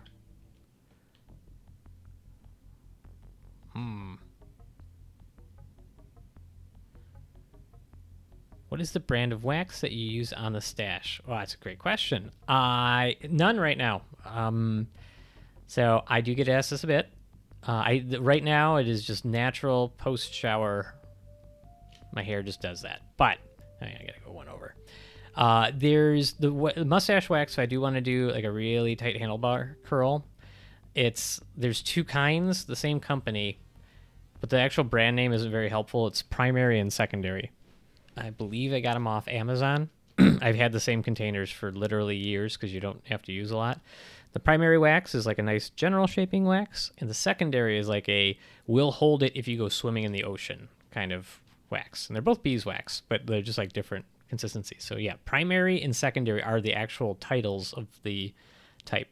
I think, again, it is on Amazon. I should see if they'll sponsor me. Could always ask. But I usually don't have to put any wax in it. It'll at least retain its shape nicely. Just kind of lucky. I can't grow a beard, but I got that as my superpower. Some questions answer. No, tribal elders, that's right. Okay, promise to aid and defend. Yes. Cool. She leads you outside where initiation ceremony has begun. I can also tell you how I ended up with a mustache after this too. Alright, there's a ceremony going on. Entire elf tribe is there. They hush. She does her thing. Official known as Joshua has proven himself worthy to be called a friend. Grant him honorary status in our tribe. Well, that's cool. Got that. I can put that on my CV. First chief watch over. Yep, that'd be great. Tribe begins an elvish chant, then silence fills the air. Slowly reach up. Everybody's touching my shoulders. Call my brother. That's kind of weird, but I guess it's their thing. It's fine. She invites me to come back to the elders' chambers. Sounds a little sus. And that you're an honorary member of your tribe. I can answer your questions. Oh, okay. Can just do that out there. Whatever. Tell me about that. It's the first chief of the tribe. So all members they attempt to achieve. Want to be like the first. They all want to be the George Washington of the tribe. Recorded. You would do well to study them. I don't have time to study things right now. Just give me the Reader's Digest. You know about someone named Thon. Little is known of this disgusting individual. She has an opinion on him. His purposes cannot be benign, but as of yet we cannot fathom his true intent. We only know this. His two toads, Vigor and Jarl, have been desecrating our land for over a month. Oh, that's the Mr. Johnson that gives me the expensive jobs. Let's get some banter going in this chat. What was everyone's favorite original, just kidding, sorry, original Sega or NES game? I'm cute. Well, go NES. Have been to land for, okay, they're desecrating land. Together that Thon is a powerful fighter, but he is intelligent enough to let others. Also appears to be true with his bidding. I'll have an answer for you too after this. I'm looking for an elf named Frosty. Where's Frosty the elf? Oh, Jane Foster. He's just tuned. Secret of Elves. She came to Seattle under mysterious circumstances and has worked with her patron ever since. So that before paths can cross, you must first seek the wisdom of your ancestors, must go along with her desires, and cannot yet take you to her. Return here when you have attained wisdom. What? You attained... Attain the wisdom. You know what? This time I'm going to walk, because I got to kill a gargoyle. Oh boy, a lot of chat to catch up on. Nintendo. Okay, so anything Nintendo. All right. NES, Metroid, Sega, Shadowrun. Yeah, it's a good answer. It's a good answer. What's my NES game? I'll think of it. Chrono Trigger is probably my SNES. It's either Chrono Trigger or Earthbound. I don't know if I can really pick between those two. Sega never cared. Don't play any Sega systems. So this is definitely one of my favorite Sega games. There's a few Sega games I'm looking for at any given time. I'm not making a complete collection. This is one of them. Walk away. It's just half paying attention. So this was one of them. I did get another one recently, Toe Jam and Earl. So that's one of my favorites. And there's a Strike Team. What was the other one? Shining Force 2 is another one I'm lookout for. And oddly enough, Dune Battle for Arrakis. The Genesis game is awesome, but it's also expensive. Okay. Just. Guys are all bad shots. I feel like I'm working with stormtroopers. Heal him better. There you go. Nope. Chrono Trigger, yeah, Mario Kart. Mario Kart's pretty classics. Yeah, we were talking about Dune 2 next time. Are you going to do a speed run of Altered Beast? I don't have Altered Beast, and man, speedrunning, I like watching it. Kind of makes me anxious. Like, if I was going to speedrun a game, I would try to take a game that nobody's ever thought to do and want to do it that way. That way oh, I gotta give the clips to everybody. Oops. The stakes are really low. But no,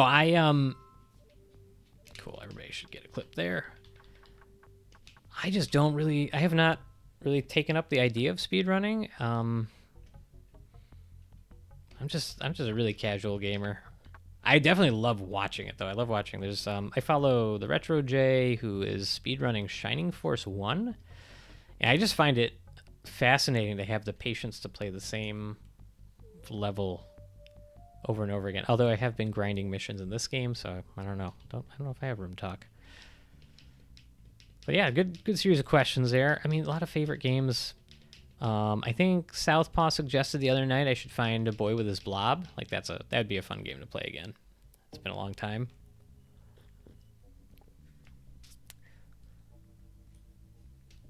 But I am actually having a lot of fun just playing Shadowrun. Like, this game has a lot of repetitiveness, but I just never get tired of this music, and it's just good memories all the time I play it. Getting lost in caverns. But I'm looking for gargoyles, so fine. Big difference between playing a game for a couple of weeks, a few times a week, and then the same game for years at a time. Hey, look, gargoyle, gimme. I picked it up with my own hand. All right. I got 2. Those aren't taking up inventory, are they? No. All right, mission accomplished. Let's get unlost. But yeah, you're right. I mean, the same game over and over. It's just a certain kind of patience that I don't know that I have. Don't know that I have. But I kind of don't mind watching it, which is strange. I think it's just appreciating that that person has that much interest and knowledge of the game. It's just kind of fun to backseat that. I mean, not actually tell them what to do, but just like, sit and observe it. That's my on the spot hypothesis on why I can watch speedrunning but don't have much interest in doing it myself. But I am curious. I would watch somebody speedrun Altered Beast, even if it's not me. Not strange you're watching them do what they mastered. It's cool. Yeah, that's fair. Watch. I've watched a lot of weird videos like of people just doing a skill that they're really good at that I'll never have to do. Like, I mean, how many times do you stop on a video of dudes making traditional Japanese pottery and stuff? You're like, I'll never do this, but I like watching that guy do it because he's really good at it. It's all about the process. I think I'm almost remembering where to go here. Almost.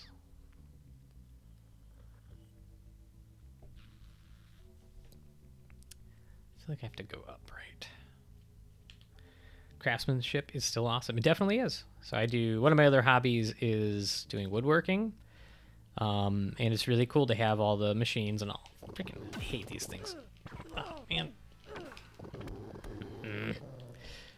But I like to do, I actually built a old school woodworking bench, like for hand tools, and I'm learning to use them. I actually built the bench out of hand tools, like flattening it with a hand plane. And I mean, I probably have 30 plus hours of work in this bench, but I just kind of like, I'm not trying to build things quickly. I'm just kind of learning the process of each particular aspect of the skill. And that's the fun part. It's the craftsmanship.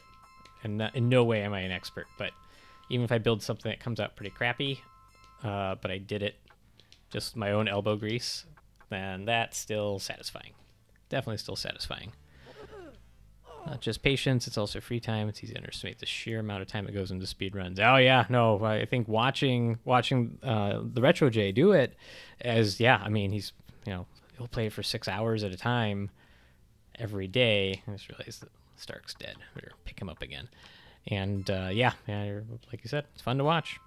Japanese dudes I watch make knives out of everything. Yeah, a lot of engineering craftsman stuff. It's super relaxing. Yeah, there was a YouTube channel I kind of got into for a bit. I think it's Things Made Here or something like that. It's a guy who's like just an engineering genius, just making, like, he made a baseball bat. He wanted to hit the furthest home run, so he made a baseball bat that basically had shotgun shells in it, so that when he'd contact the ball, it would shoot a plate out with like blanks, and it would obviously like turbocharge whatever contact he made. And it was just a really cool thing to watch. And he has so much knowledge, and he would run into problem after problem he's trying to solve while he's doing this, and then he would eventually solve it, and he'd hit a baseball. I can't remember, something like 800 feet or something crazy, and he's not, not a built baseball player kind of guy. But he just runs into, he has so many setbacks, but he just keeps going through them. It's pretty crazy. Yeah, I'm subbed to him. Yeah, you know who I'm talking about. Man, why do I keep getting lost in this place? I'm wandering aimlessly as I'm just chatting.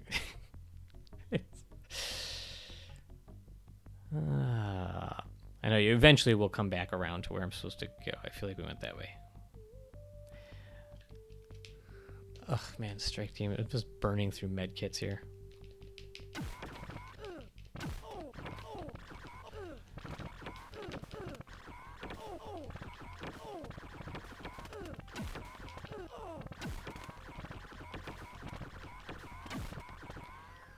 Hey. I may save it after this stupid fight. So if I get lost indefinitely, I can go back to it. One of my favorite woodworkers on YouTube is Matthias Wandel. I don't know that one. Or maybe I do, and I just can't picture them. I mean, one of the classics is Paul Sellers. He's definitely an old school woodworker. It's just like, give him a couple of matchsticks, and like he can probably work his way up to building a woodworking bench out of it. with no tools. It's just really cool. Sharpens all his hand planes by hand, no fancy tools or gimmicks. Just a couple of stones and holding it at the right angle. That's hard to do. Hard to do consistently.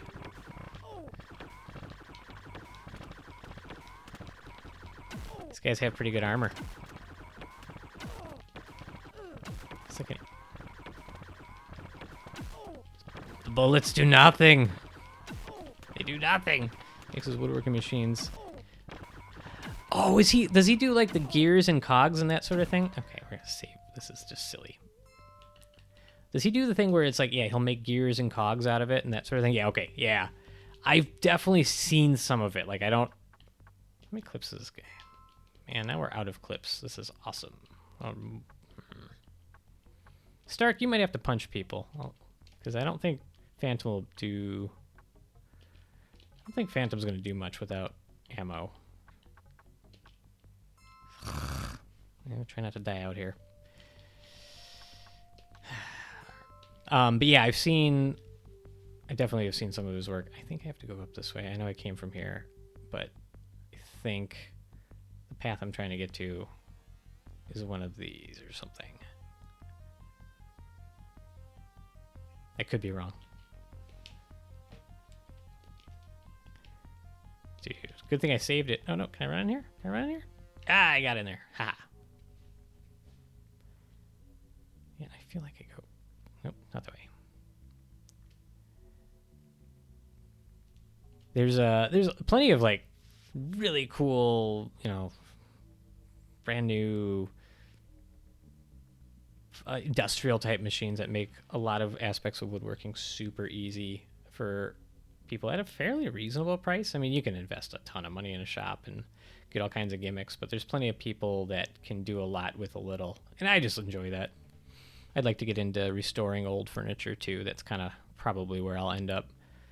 I've built plenty of tables and things like that from scratch, and it's cool. It's a good skill, but I kind of like, I'm a history person, so I like restoring things that have a story behind them. That's where I came in. I'm gonna look for any other exit out of here. Great.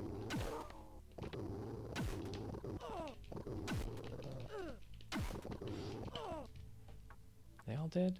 Nope. Stark's here somewhere. Great. You know what? I'm just going to... Oh, can't do it here. Sub Matthias, he seems weird, and I like weird. Yeah, no, weird's good. Weird's good. You know what? Just, do we have any med kits? I guess we do. Alright, so this dead guy is going to give his med kits over to somebody who's good at using them. Give them to the other unconscious guy. We're going to get out of here, but it's going to take forever. Getting lost in the woods, unfortunately. Trade. Give to Phantom, yes. I also like people who will have like crazy amounts of skill and just channel it into the strangest avenues. Like the guy who can build a baseball bat where you can be an average person and just like drill a baseball so far. That's just there's a lot of cool use behind that, but just that actual putting all that work into it is just such a sinkhole of time for something that's just kind of, that's cool. And I do appreciate that, actually.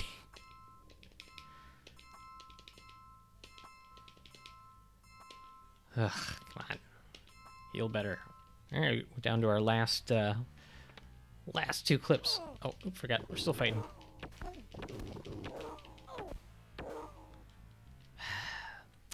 So we can expect a few Twitch holiday episodes where you are restoring early 20th century bureau. Yes, we'll see. I should be able to, I could work out the logistics. But I'm also learning, so it's not like I won't know what I'm doing. And I'm fully willing to make mistakes on camera. I don't care. It's always cool to watch people who really know their craft and they're going through all that. But I like the people who are like, nah, I goofed that up. Here's what I would have done differently, and it's more realistic. Those I don't like. I love watching true masters, but I also like watching people who are like, yeah, I don't. I have an idea. I'm going to try to get it done, and you know, they succeed eventually, but they don't always take the smoothest road to get there, because that's just like, who hasn't been there, you know? Let's see. Oh boy, a lot of chat to catch up on. So yeah, he does some real weird stuff, like how to sharpen pencils weirdly, or make a basket that can't miss the bat. Yeah, the basket, like the you could shoot the basketball and you can't miss as long as you throw it like in this 12-foot radius. That was pretty cool. That was really cool. I hate the videos where everything is perfect and curated. Yeah, I mean, I appreciate there's some woodworkers that are like, they do these really artistic videos. And oops, nope, let's go over here. They do some really cool artistic videos, and I definitely appreciate that. But I like the ones who are just like, yeah, just you know, I don't want to necessarily watch a 40-hour video of somebody doing a task. Man, I'm just going randomly here, but I just feel like I'm going in circles. I am. You know what? Let's just let them deload, and we'll run away. I think we came in this door. Let me go to the right. There's another. So one of my favorite restorers to watch on YouTube is, what's his name? Tom Anderson. He's this dude who's been restoring antiques since the 1970s up in Maine. And let's see if I don't get jumped again here. Where am I? I've been watching videos of luthiers working on guitars lately. Yeah, those guys are pretty cool. Oh wait, okay, I know where I am. Let's go back to Civilization real quick. Actually, we'll stop and turn in the gargoyle bits. But yeah, so anyway, this Tom Anderson guy, I think it's Tom Anderson. Don't the whole gospel. If you just Anderson Antique Restoration, it's incredible work. I don't even know how to describe it. And his videos don't have a ton of production. It's just like, okay, here's what I'm going to do today. This is pretty beat up, and he takes you through the process, but it's not. I don't know how to say. It's just very minimally curated and just perfect. A little bit of speaking about what he's doing, but not too much. And go talk to the wise one again. And it's very soothing. It's like Bob Ross, but he restores furniture, and he's a master at the craft. And the stuff you think there's no way he's fixing that, he always does. All right, so second is a Hellhound. Oh man, okay, fine. I'm watching videos with these. Yeah, so anyway, go back to the guitar guys. Yeah, those guys are very specialized, and it's just a very cool skill. A lot of that stuff is hand tools too. They do a lot of stuff with just old-fashioned craftsmanship. One of my good buddies is luthier. Yep, he works and builds guitars. Yeah, it's got to be really cool to build something and then like play it. You know. That's got to be a pretty cool flex.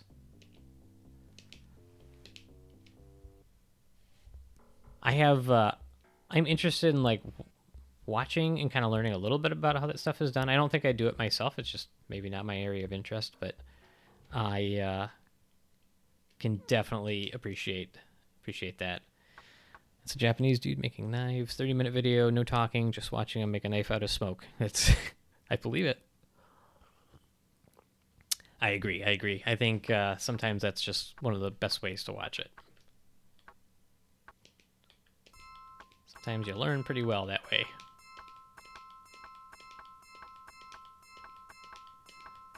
Buying more clips.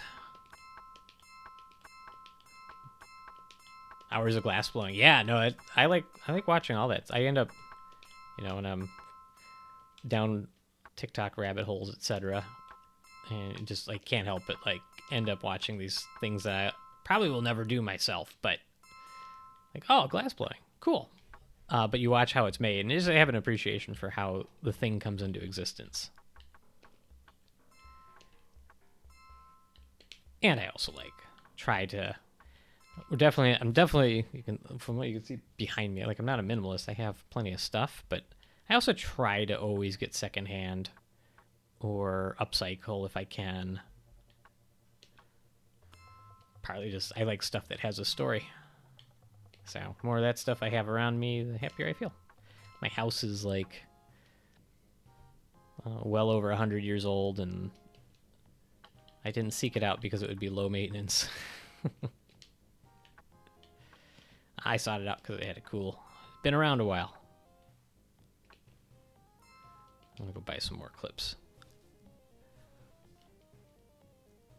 That's one skill. Yeah, I mean, in glass blowing, I feel like there's a lot of studios around that do it. I feel like it's hard to probably buy your own stuff, but you get in with a place and kind of learn that.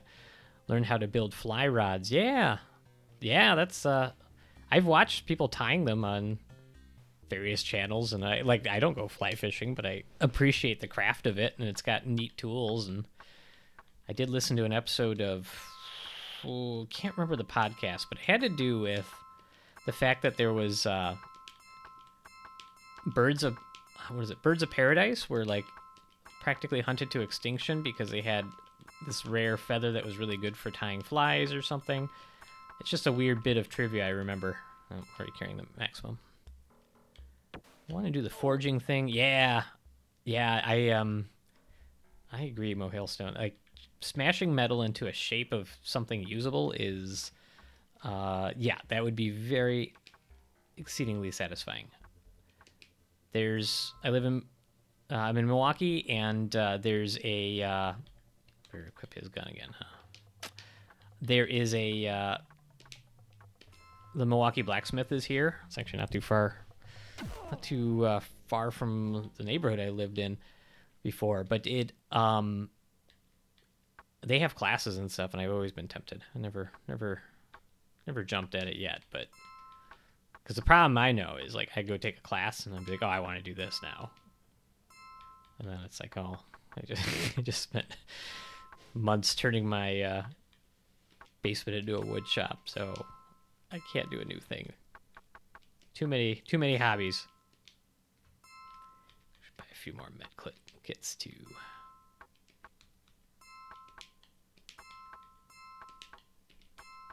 Let's buy some med kits.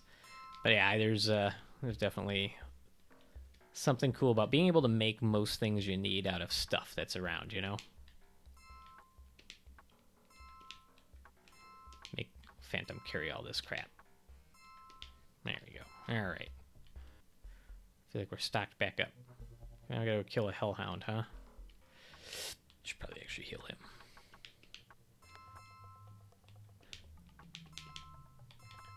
Let's go kill a hellhound. And actually, since we're back here, I gotta buy another stupid passport. Wait, no, do I? Yeah, I do. Don't want your grenades. The other thing is, once I became a homeowner way back when, I remember the first thing that happened was the sliding shower door in the place we had at the time broke. And I was like, oh man, I gotta call the landlord. You realize you are the landlord. You know, you have like one little toolbox, and go fast forward 15 years and like, oh yeah, I'll patch up my own foundation. Why not? I've done a lot of projects in the house that there's no way I would have thought I would have 15 years ago, but you just kind of get one skill, you acquire another one, then you get more tools, and you get into like, oh, I wonder how you cut metal or something like that, and it feeds off itself.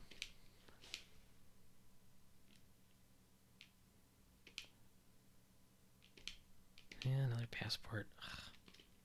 At some point I'm going to have to like go back to finding Shadowruns just to make money to buy passports in this game.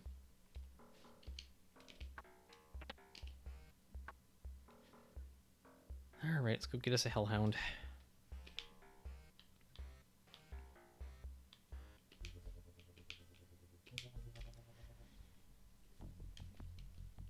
I'm just going to walk to the nearest cave, go in and out of it until I get attacked, because I'm sick of getting lost here.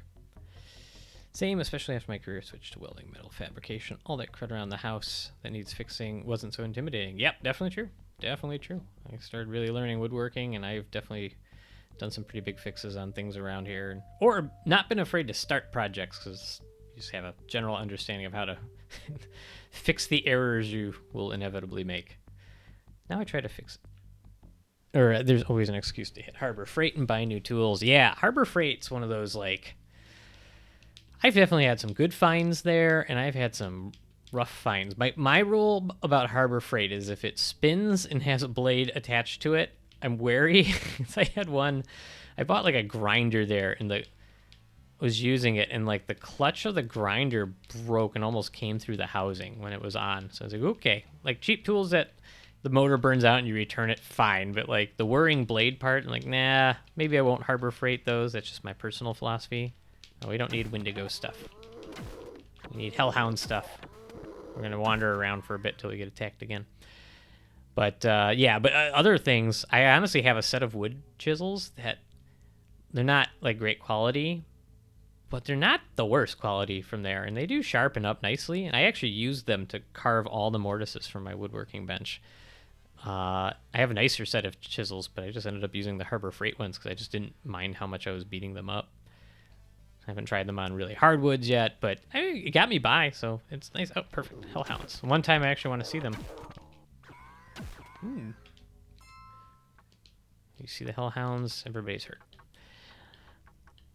Now I try to fix anything that isn't messing too much with gas. Gas is scary. Yep, I have my lines. I only do minimum stuff with electricity. Simple. I keep it simple with electricity, but I will do some things. And then, yeah, gas lines, I don't touch gas lines. I say that. I fixed the furnace and water heater recently. Water heater was more sketch and had help from the dads, but furnace did on my own, both gas. So, I mean, there's some things. I'll reignite a pilot light now and again. Electricity is always the one that used to be scary. Yeah. No, I had an electrician friend who definitely almost shocked the living hell out of himself at my house fixing a problem. I was like, I don't envy your job, man. Not my thing. I mean, I'll rewire outlets and stuff. That's all right.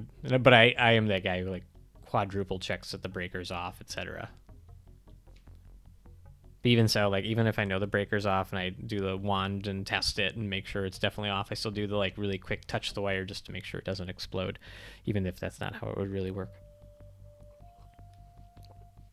Right, so I've got to go back to the stupid island. I need to get another freaking another passport after that. Is the bridge up here? Bridge is up here. That's just smart. That's one thing I found super weird while welding and such. Genuinely, yeah. Yep, you will get grief. Wood shop I worked at, co-owned for a little bit. I was the safest person there. Maybe going back to the risk adverse thing. I've had to try to reattach fingers. I don't want to lose mine. It's not. It is kind of fun to reattach them, but I don't want to reattach mine. Yep, I got laughed at for wearing hearing protection on job sites regularly. I remember when I was younger, you'd be at a concert, especially like I'm a metalhead and punk rock guy, and oh, these guys wearing earbuds, and now I'm like, I totally want my earbuds because it sucks having your head ringing the next day, and who knows how many poor little auricular hair cells I've lost because of that. We'll find out in a few years, I'm sure. You're actually using a mask to grind, like, yeah, copying pipe, be a sandpaper for an hour, air is filled with metal dust. I don't want to breathe that. And I, as a physician, would also, again, no medical advice, but I think it's a good idea to not breathe that.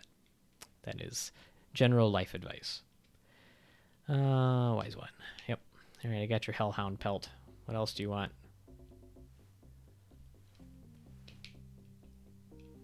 Oops, I read that too quickly. What does he want?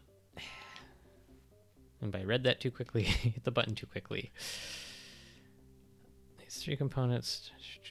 The third item is living scale of a feathered serpent. What's the feathered serpent?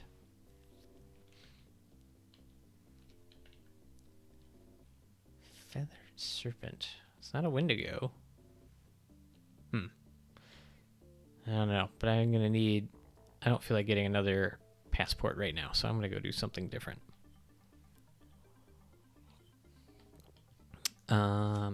There's this guy, and then there's... Okay, you vowed to aid and defend. Great. Frosty... Tribal... Okay, we did that. What else am I missing? What else am I supposed to do besides this? There's this Mako guy. I'm going to go ask around about him. Let's try to figure out what's going on there. I don't get the tough guy, blue collar attitude, but so badass about being unhealthy. I mean, nothing really. Just being having risky behavior for no reason. I don't. I agree with you. I don't know. I've seen plenty of people that. Oops, sorry. Don't mean to shoot that guy. My bad. I've seen plenty of people that had that attitude, and they you get away with it plenty, but there's certain things like, especially like in a wood shop, you don't want to be breathing wood dust. Significantly, it is carcinogenic. It's bad. It's bad for you. And so yeah, the tough guy attitude again. It's just like woodworkers. I'm missing fingers. Like, that's not a badge of honor. It means you're careless. I have all my fingers. I plan to keep it that way. We're gonna go ask around. Let's go ask around here. Those are the guys that complain about having a busted body by 45 because they ran on speed, caffeine, and nicotine and told you to put your back into it. You are absolutely right, Mo Hailstone. Absolutely right.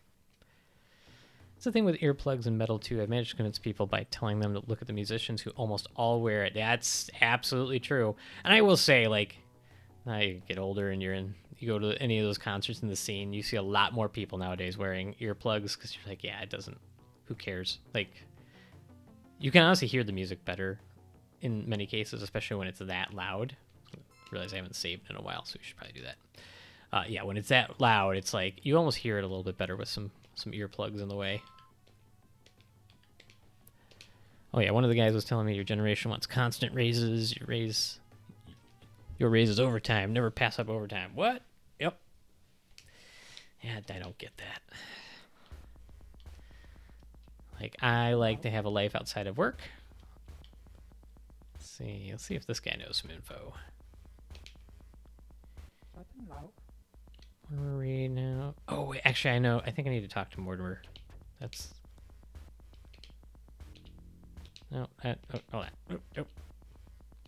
Talk to you later. Yeah, quality of life over time is 100% the way to go. Yeah, it's just like, I also think that, especially, I don't know if everybody in this chat is in the U.S., but like a lot of people in the U.S. are very job-centric, and it was definitely a way of living at one point to be like so devoted to your job that you spent that much time there, and, your job would take care of you, etc. But that was a long time ago, and that's just not how it works. And so, like, a lot of times if you go to another country, almost nobody asks you what you do for a living, depending where you go, of course. But it doesn't come up very often because it's just not super tied to their personalities or whatnot. But here in the U.S., it's very cultural to be so tied into work that, yeah, you work the overtime, you grind it out, and it's just, I think, fortunately, younger generations have had enough of that. All right, look for information. Questions answered. No, it's not. All right, maybe it's a different guy I need to talk to. We'll just keep asking. So many would brag about 70-plus hour weeks, like I refuse to work over 40. Or once in a while, sure, yeah, a few hours, but consistent, nope. Overtime can kiss your buttocks. Or they haven't missed a day of work in 10, blah, blah. Yep, I never use my vacation. Like, yeah, I know. That stuff is crazy to me. Let's go with it. Is Icarus Descending? Is that here or here? Yeah, we'll figure out. Preach indeed. As part of medical training, I have worked up to 28-hour shifts at a time, like where you arrive at the hospital at 4:30 a.m. for some surgical rotation. You start seeing patients on rounds. You then are there all day, and then you sleep at the hospital if you can, but if you train at a big trauma center, you may not get to sleep, and then you leave the hospital 28 hours later when you're just dead on your feet, and did it for months at a time, and it's horrible. Like, that kind of insane work ethic is the physicians who started that, Sir Stuart Halstead, or Stuart Halstead, physician, he started the residency system back in the 19th century, and he did a lot of cocaine, and he could stay up for 28 hours and feel like he was doing a good thing. And mortals now who weren't doing cocaine, I mean, plenty of doctors in the 80s I'm sure were, but nobody I knew, certainly not myself. It's just, it's not a It's not a healthy way to see your career to like, I live at this hospital for days at a time. And whether you're in a hospital as a physician or blue collar work, whatever, it's just not, there's more to life than doing your job. I mean, unless you love your job so much, that's all you want to do. That's a rarity. Some questions. There we go. Tell me about Ido Ogami. Newly arrived Muraku headhunter. He is part of their special projects team.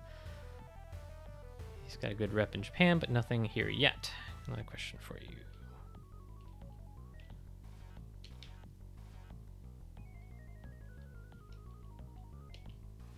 Is there a shadow that windows came? Okay. Talk about a different subject. Okay, so this Ido Ogami guy. Hey, villain. You've been lurking for a while? I mean, they tell us that tired driving is equivalent or worse than drunk driving. It's crazy that the medical field is like that. Oh man, when I was a medical student, I did this one crazy rotation it was a trauma surgery rotation, and we did 28-hour shifts every other day as medical students, and I would have to drive back through Chicago traffic at the time from, no sleep after 28 hours on my feet, constant that night. And the only good thing was that traffic would move at like a complete snail's pace. And so it would, let's see, where was I going to go here? Oh, VidPhone. Maybe I can call them from here. Nope. So it would be 5 miles an hour, just stop and go a few miles in Chicago traffic. So I always thought like I'm half asleep, but I'm not going anywhere. And so I will tap the guy in front of me, but it's absolutely a dangerous way to exist. And they actually told me on that rotation that med students there's no call rooms for med students. So even if you could sleep, the best you could do is I found a radiology waiting room that at 2 a.m. I could curl up in one of the sofas they had. Let's see here. Questions answered.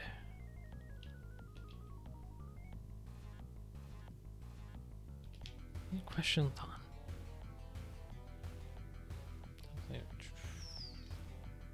Okay, I'm not getting the questions answered. I need talk about a different subject. Talk to you later. I'm just kind of generally asking around questions to try to figure out where to go with the storyline.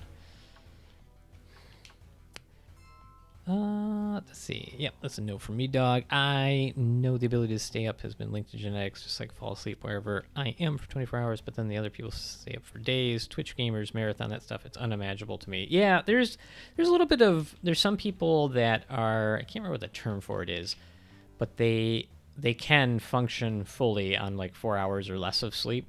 But it's a very minority. There's a lot of people that do their best to function on that small amount of sleep, but very few people are actually kind of biologically geared to do it well. I think I was part of a special team. I'm not one of them. I've done it a lot, but I'm not one of them. Okay, so that tells me who that guy is. Okay, I don't know. There's that too. Yeah, some can run in super small amounts. Not me. Yeah, no, I do great on 3 hours of sleep. Well, I've done 3 hours of sleep. I've done plenty on 3 hours of sleep, but I just don't like doing it. I hate it. I was a kid who could never sleep. Like, I used to be up till like 2, 3 in the morning every night in elementary school. I just could not fall asleep on time. Man, I don't know where to go next. Where should I go? I'm curious. I just want to stop back up here and see if he can give me some more info. But I can nap anywhere at any time at the drop of the hat. It's called being sleep deprived. Yep. Yeah, I would agree with you. Yeah, I at one point in residency, I got pretty good at sleeping anywhere, like whenever, because if you had some time, you would definitely get better at using it to sleep. But that power eventually went away. I do 3 to 4 to sleep a night and then crash on the weekend. Yeah, I don't know how healthy that is, but I've done that many a time. I could probably do a solid 9 to 10 every night if my life allowed it. Yeah. That's my wife's, she will always take that if she can. She's like a very, she'll be in bed at 8 p.m. and she usually gets up early for work and stuff, but she likes her sleep.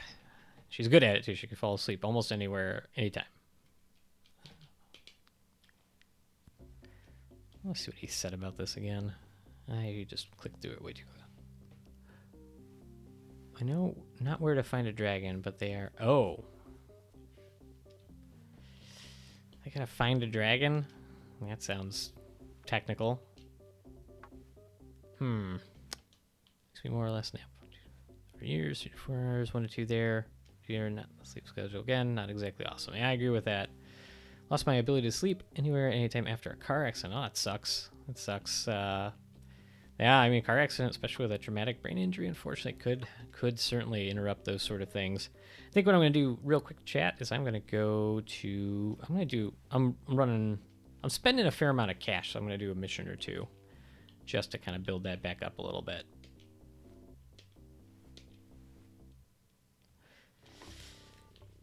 Yeah, I just sort of like a spot where I do not want to sacrifice sleep any more than I have to.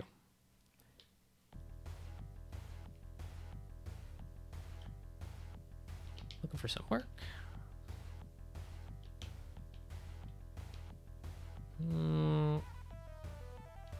Alright, I'll break somebody out of Renraku. Why not?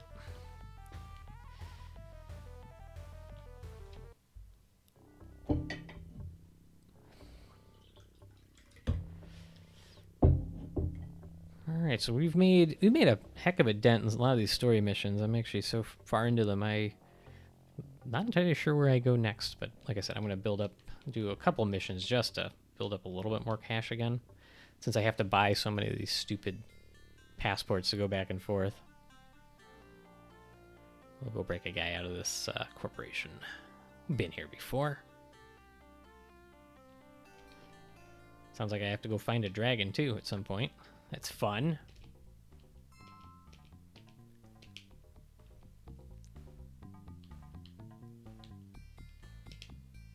Oh, wrong button. Definitely didn't mean to shoot that guy. My bad. Oops.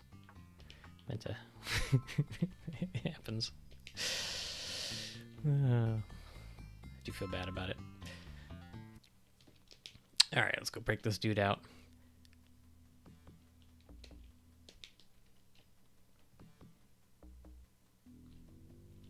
Boots Zillabass, if you have another fun way to drop a clue, I'm just gonna say I won't say no to that. So now I gotta find a dragon. I'm guessing there's somewhere in all those caverns, etc., or whatnot, but this Ito Ogami storyline, I'm not really sure where to pick that up. I asked the one guy about it, but it's sort of, he was like, yep, I know who that guy is, and it didn't really point me in a direction. So Doc, if you existed in the Shadowrun universe, what class would you be? Great question. I would like to think I'd probably be a Decker. I think I'd be a Decker. Not that technologically personally advanced, but I would probably be a Decker, because minus busting into a system with black intrusion countermeasure type programs, it's pretty safe, I think, otherwise. So you've got the right idea on the dragon. Okay, I like it. I like the clue dropping.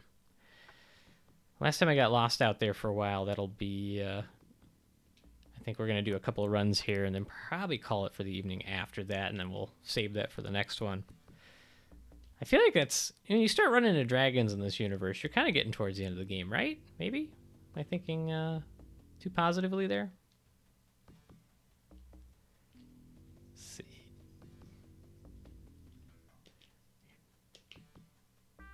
Aw, he doesn't believe my ID.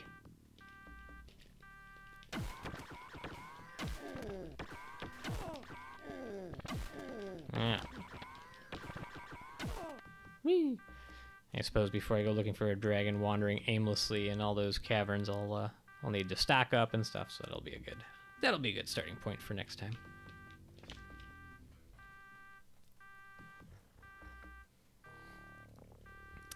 I'm curious, Mo Hailstone, what class would you be? Samurai? Mage? Shaman? Not in this game, but they have rigging too. Could be a rigger. Be the vehicle person. Through samurai or mage. Yeah, fair.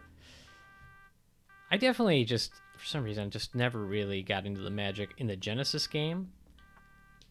And then when we played the tabletop, it was too complicated, so I tended to just gloss by it. Probably wouldn't last very long, but I'd have fun for a while. Absolutely. That's what Shadowrun's all about. Just having fun. Having fun with your chums. Breaking into stuff. I'd be the sassy secretary who hassles you in the Corpos. We all live our dreams, my friend. We all live our dreams. I mean, hey, look, she's probably got a decent job. She's probably got decent pay. She's got some benefits. She doesn't have to go dodging bullets that often. I mean, granted, she works in a place where people come in and try to steal stuff all the time, so maybe it's not that safe. Be a shotgun troll? Yeah. Yeah, there's another great question, Mo Hailstone. If you were going to be a human or metahuman in this game, what would you choose? Would you be just a boring human or troll it up? Maybe orc? I'd probably go to the orc embassy. Just hang out with all the sweetheart orcs. Talk about making the world a better place. That still cracked me up in this. To start. Orc, probably. I think that's pretty fair. My favorite character I had in the tabletop RPG was an orc. So I'd be okay with that. Oh, this is the first floor, so I'm gonna go up here. Change it to melee troll. They so tanky. Want to be a bounce type? Yeah, no, that's fair. You can also get like cyberware where you have plated skin and stuff, so you can be even scarier as a troll. Hey, spawning right here. I don't want your grenades. Stop with the grenades.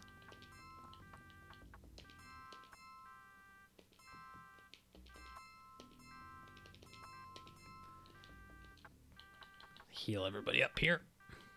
I think I'm going by the 3rd edition rules. Dwarves had the best racial bonuses, little legs aside. Yeah, they were pretty cool. You don't really see them in... I guess they are kind of in this game. Maybe the innkeepers are the dwarves, right? They at least look dwarf-like. Okay, come on. Alarm go off. Alarm go off.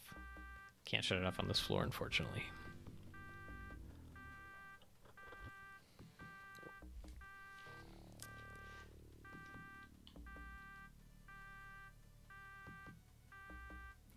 Plus, like in this game, if you were a decker, you just like jump in, steal some files, and then like sell them for a bunch of money in the game. That's...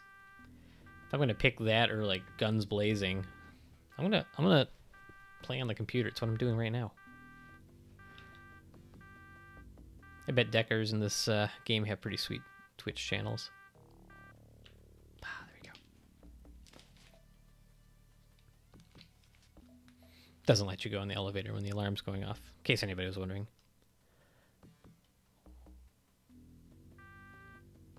Dang it.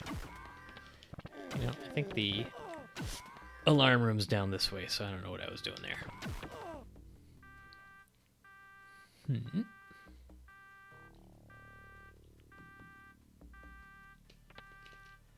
I'll start checking all the rooms too, though, in case that dude's in here.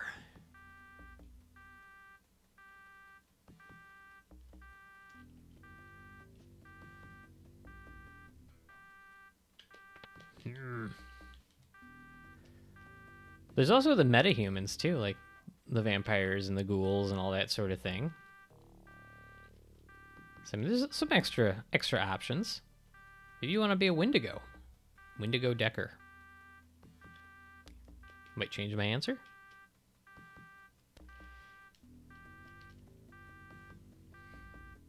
Except they're all infected by a virus in the storyline, so I don't know. I don't know about that. The question is, what would you be in the 40k universe? I don't think there are any risk-averse options there. Is that Warhammer 40k? Oh, dang it. Okay, I'm on the right floor, at least. Setting off the alarm again. Yeah, I'm not as familiar with the universe. It was one of those games that I wanted to play because it looked really cool, but I knew that it was a endless spending pit at a time when I would scrimp together money to get like my D&D manuals and stuff. Yeah, a lot of dollars, but definitely thought, I'm not gonna lie, I thought it was pretty cool. Let's get rid of that. All right, so we're on the correct floor at least. We know that much. Yeah, that was I would have definitely really dug playing all the getting all the models, painting them, all that sort of thing. Yeah, I would have really dug that. But and heck, even if I could have pulled together the cash to play, I don't know that like all the friends I played tabletop RPGs with would have wanted to invest that much. I knew one guy who played, and he just all he talked about is how much money he spent on it. Well, there's a Warhammer shop right near my house growing up. I walked in one day and like, I'm a nerd. I'll like the stuff. I talked to the guy who's running the shop, ... Eagerly awaiting part 2 of that comment. And they were super warm and inviting, and they were like, we'll introduce you to this hobby, or they asked for a credit card up front. We'll see. We'll see what he says. There's one guy up here. I found him up here something before. Nope.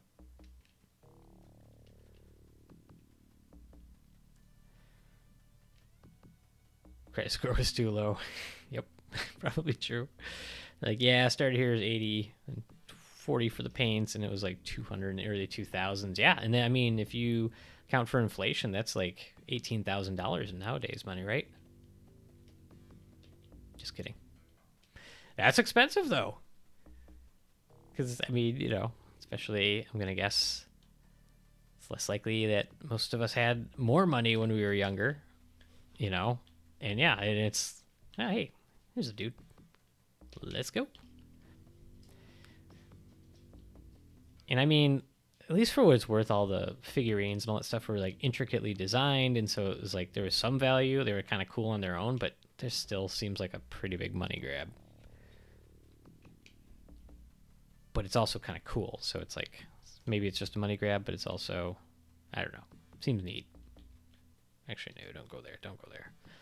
Let alone 40K stuff. Yeah, fair enough. I see enough TikToks of people who collect all that stuff. So he's like one of the videos where it starts out with some girl saying, you know, he's cheating on you. And they're like, nope, here's all my Warhammer figures. I know Games Workshop is mad with the advent of resin 3D printers. Yeah, you can make your own. Oh, come on. I can't turn off the alarm from here. Just gotta wait it out. Always happens. Everybody's getting all wrecked too. No, don't do that. Go over here. Nope, don't need stim patches.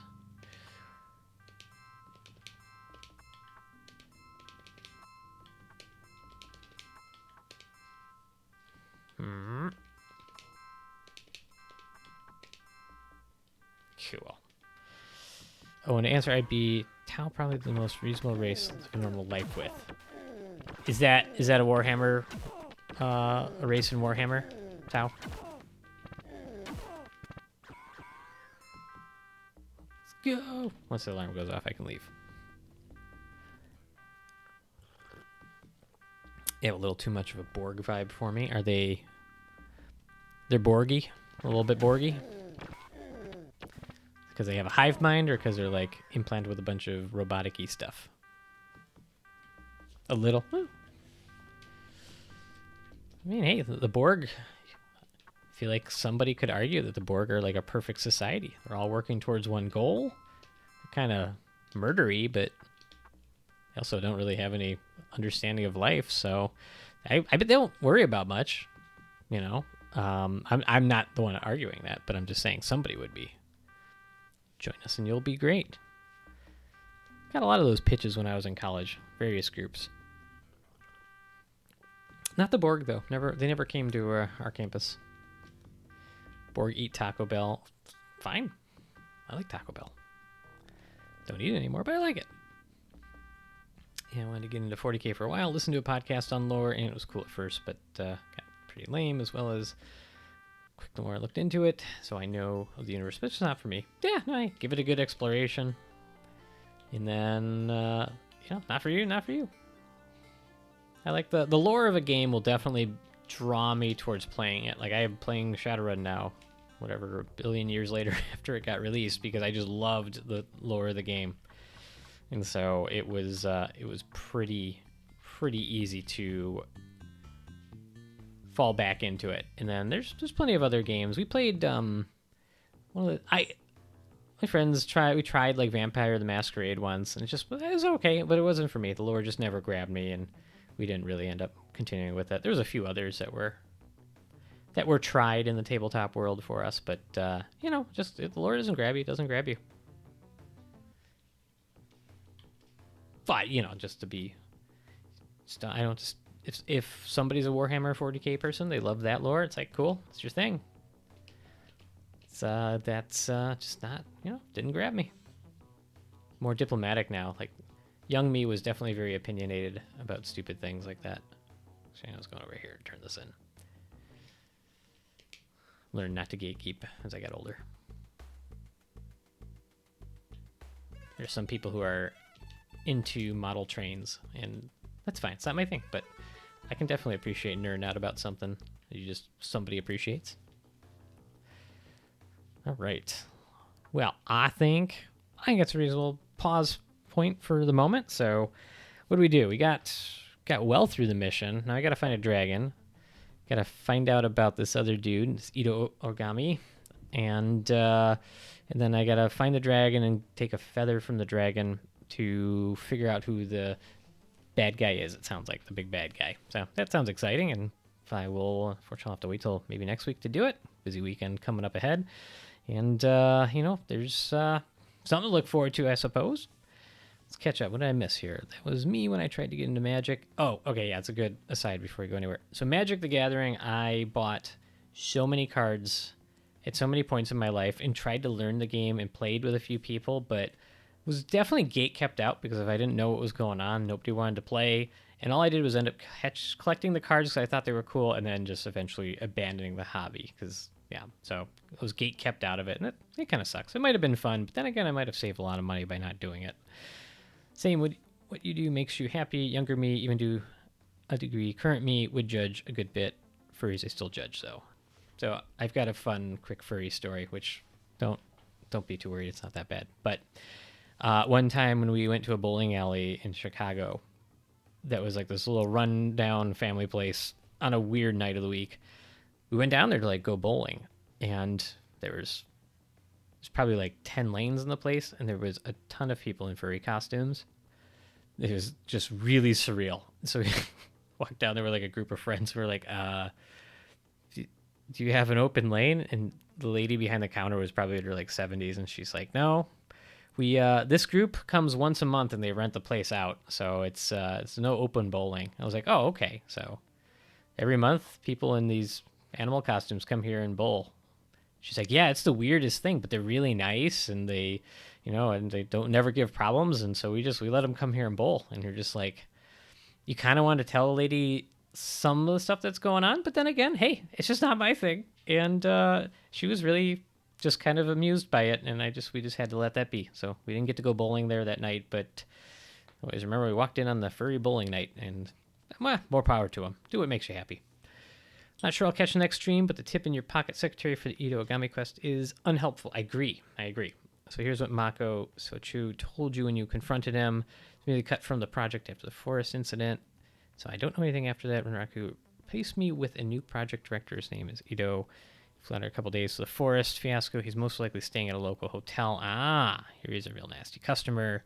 Perfect. Okay, I think that tells me where I need to go. Appreciate that. I probably would have broken down and looked it up too. What do you mean that's going on? What do you mean? What's going on? Describe it in detail. No. I'm not gonna. You can look up furry culture on your own and leave it to you. And I wouldn't do it from a work computer. But go in with an open mind. That's all I would say. So I appreciate everybody hanging out. Thanks, Hootzilla Bass, as well, for the fun tips along the way. I feel like I'm getting close to the end of this game, but I've never been this far into the game, so I don't really know. Sweet cat emoji, and actually, I'll see. Maybe, I wonder if somebody I would want to raid is on. Let me look real quick.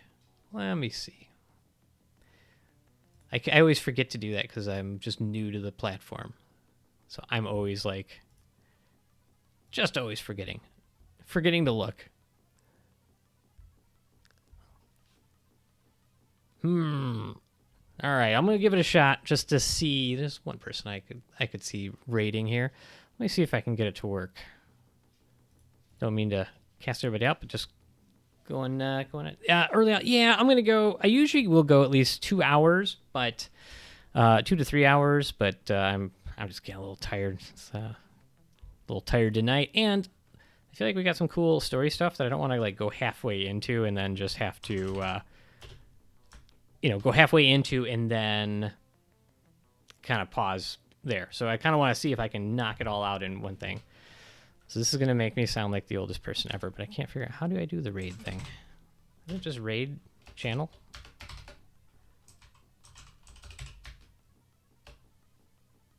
Stick around for the raid. Yeah. Let's see if I can. Well, let's provide I can figure out how to do it. And if I can't, I'm not going to lose too much sleep on it. I was like, I should figure out how to do this just because people are kind enough to do it for me. But yeah, I think next time, if I'm almost worried that I get to the end of the game and I don't like realize it or appreciate it, and then I'm just stuck, and I'm like, oh, I want to savor that moment. I don't want to get shoehorned into it, Yeah, well,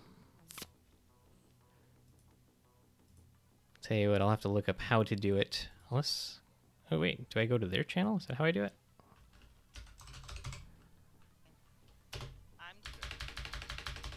Again, I feel like the oldest person on Twitch right now. I know I'm not. Let's see. So 5, do I do that from my channel or their channel? That's what I'm confused about. I'm also just in your client, in the Streamlabs client? I've never been like just so focused and on a game that I was in that last game. Yeah, because it's not.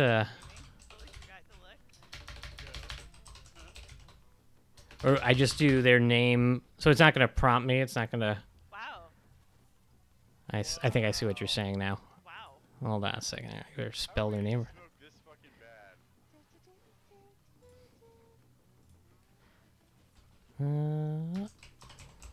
Let's see here. All right, here goes nothing.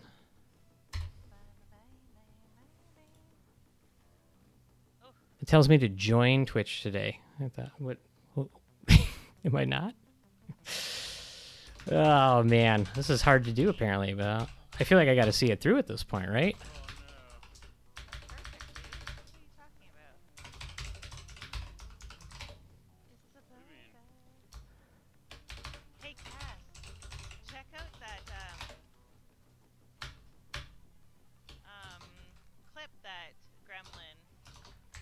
Let's see.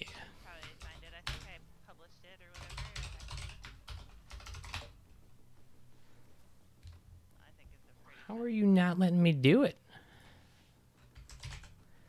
And why would you not let me log in, even though I'm logged in already? I think I figured out why it wasn't. So it thinks I was logged out. Oh yeah. Nice. Good one. Check out my clips and one of them. Alright, we're almost there. Finally. Gremlin post. Finally. Clipped. You should check it out. It's pretty funny. Appreciate you watching me old through this. Go Reagan. Maybe it's only funny to me. I don't know. I laughed my head off. Alright, there we go. I mean, it's not. Is it? Yeah, there, yeah. Yeah, that one.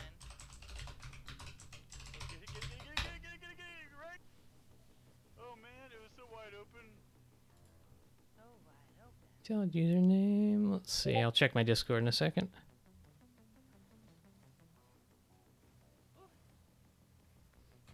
Yes, yes, yes. You have a chance to win this still.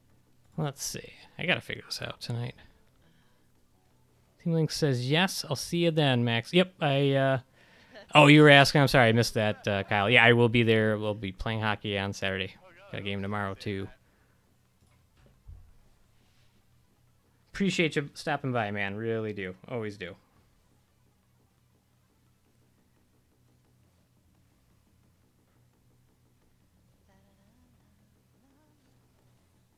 Good job.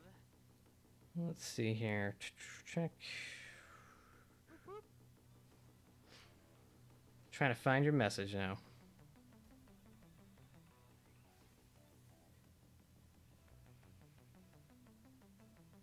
That's what he said. There's a button to raid. Okay, hold on. Let's see.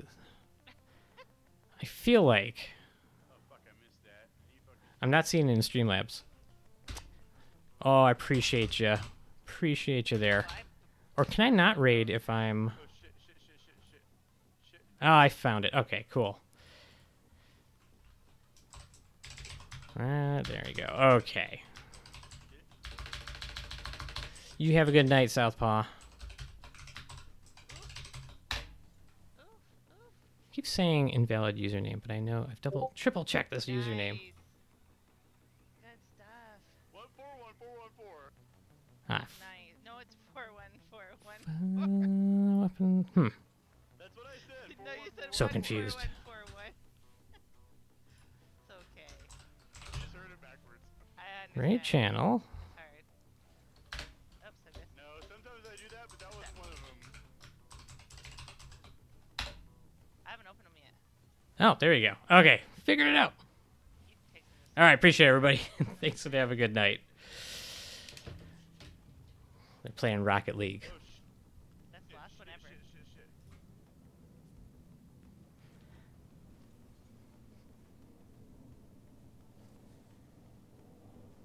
Welcome, Raiders.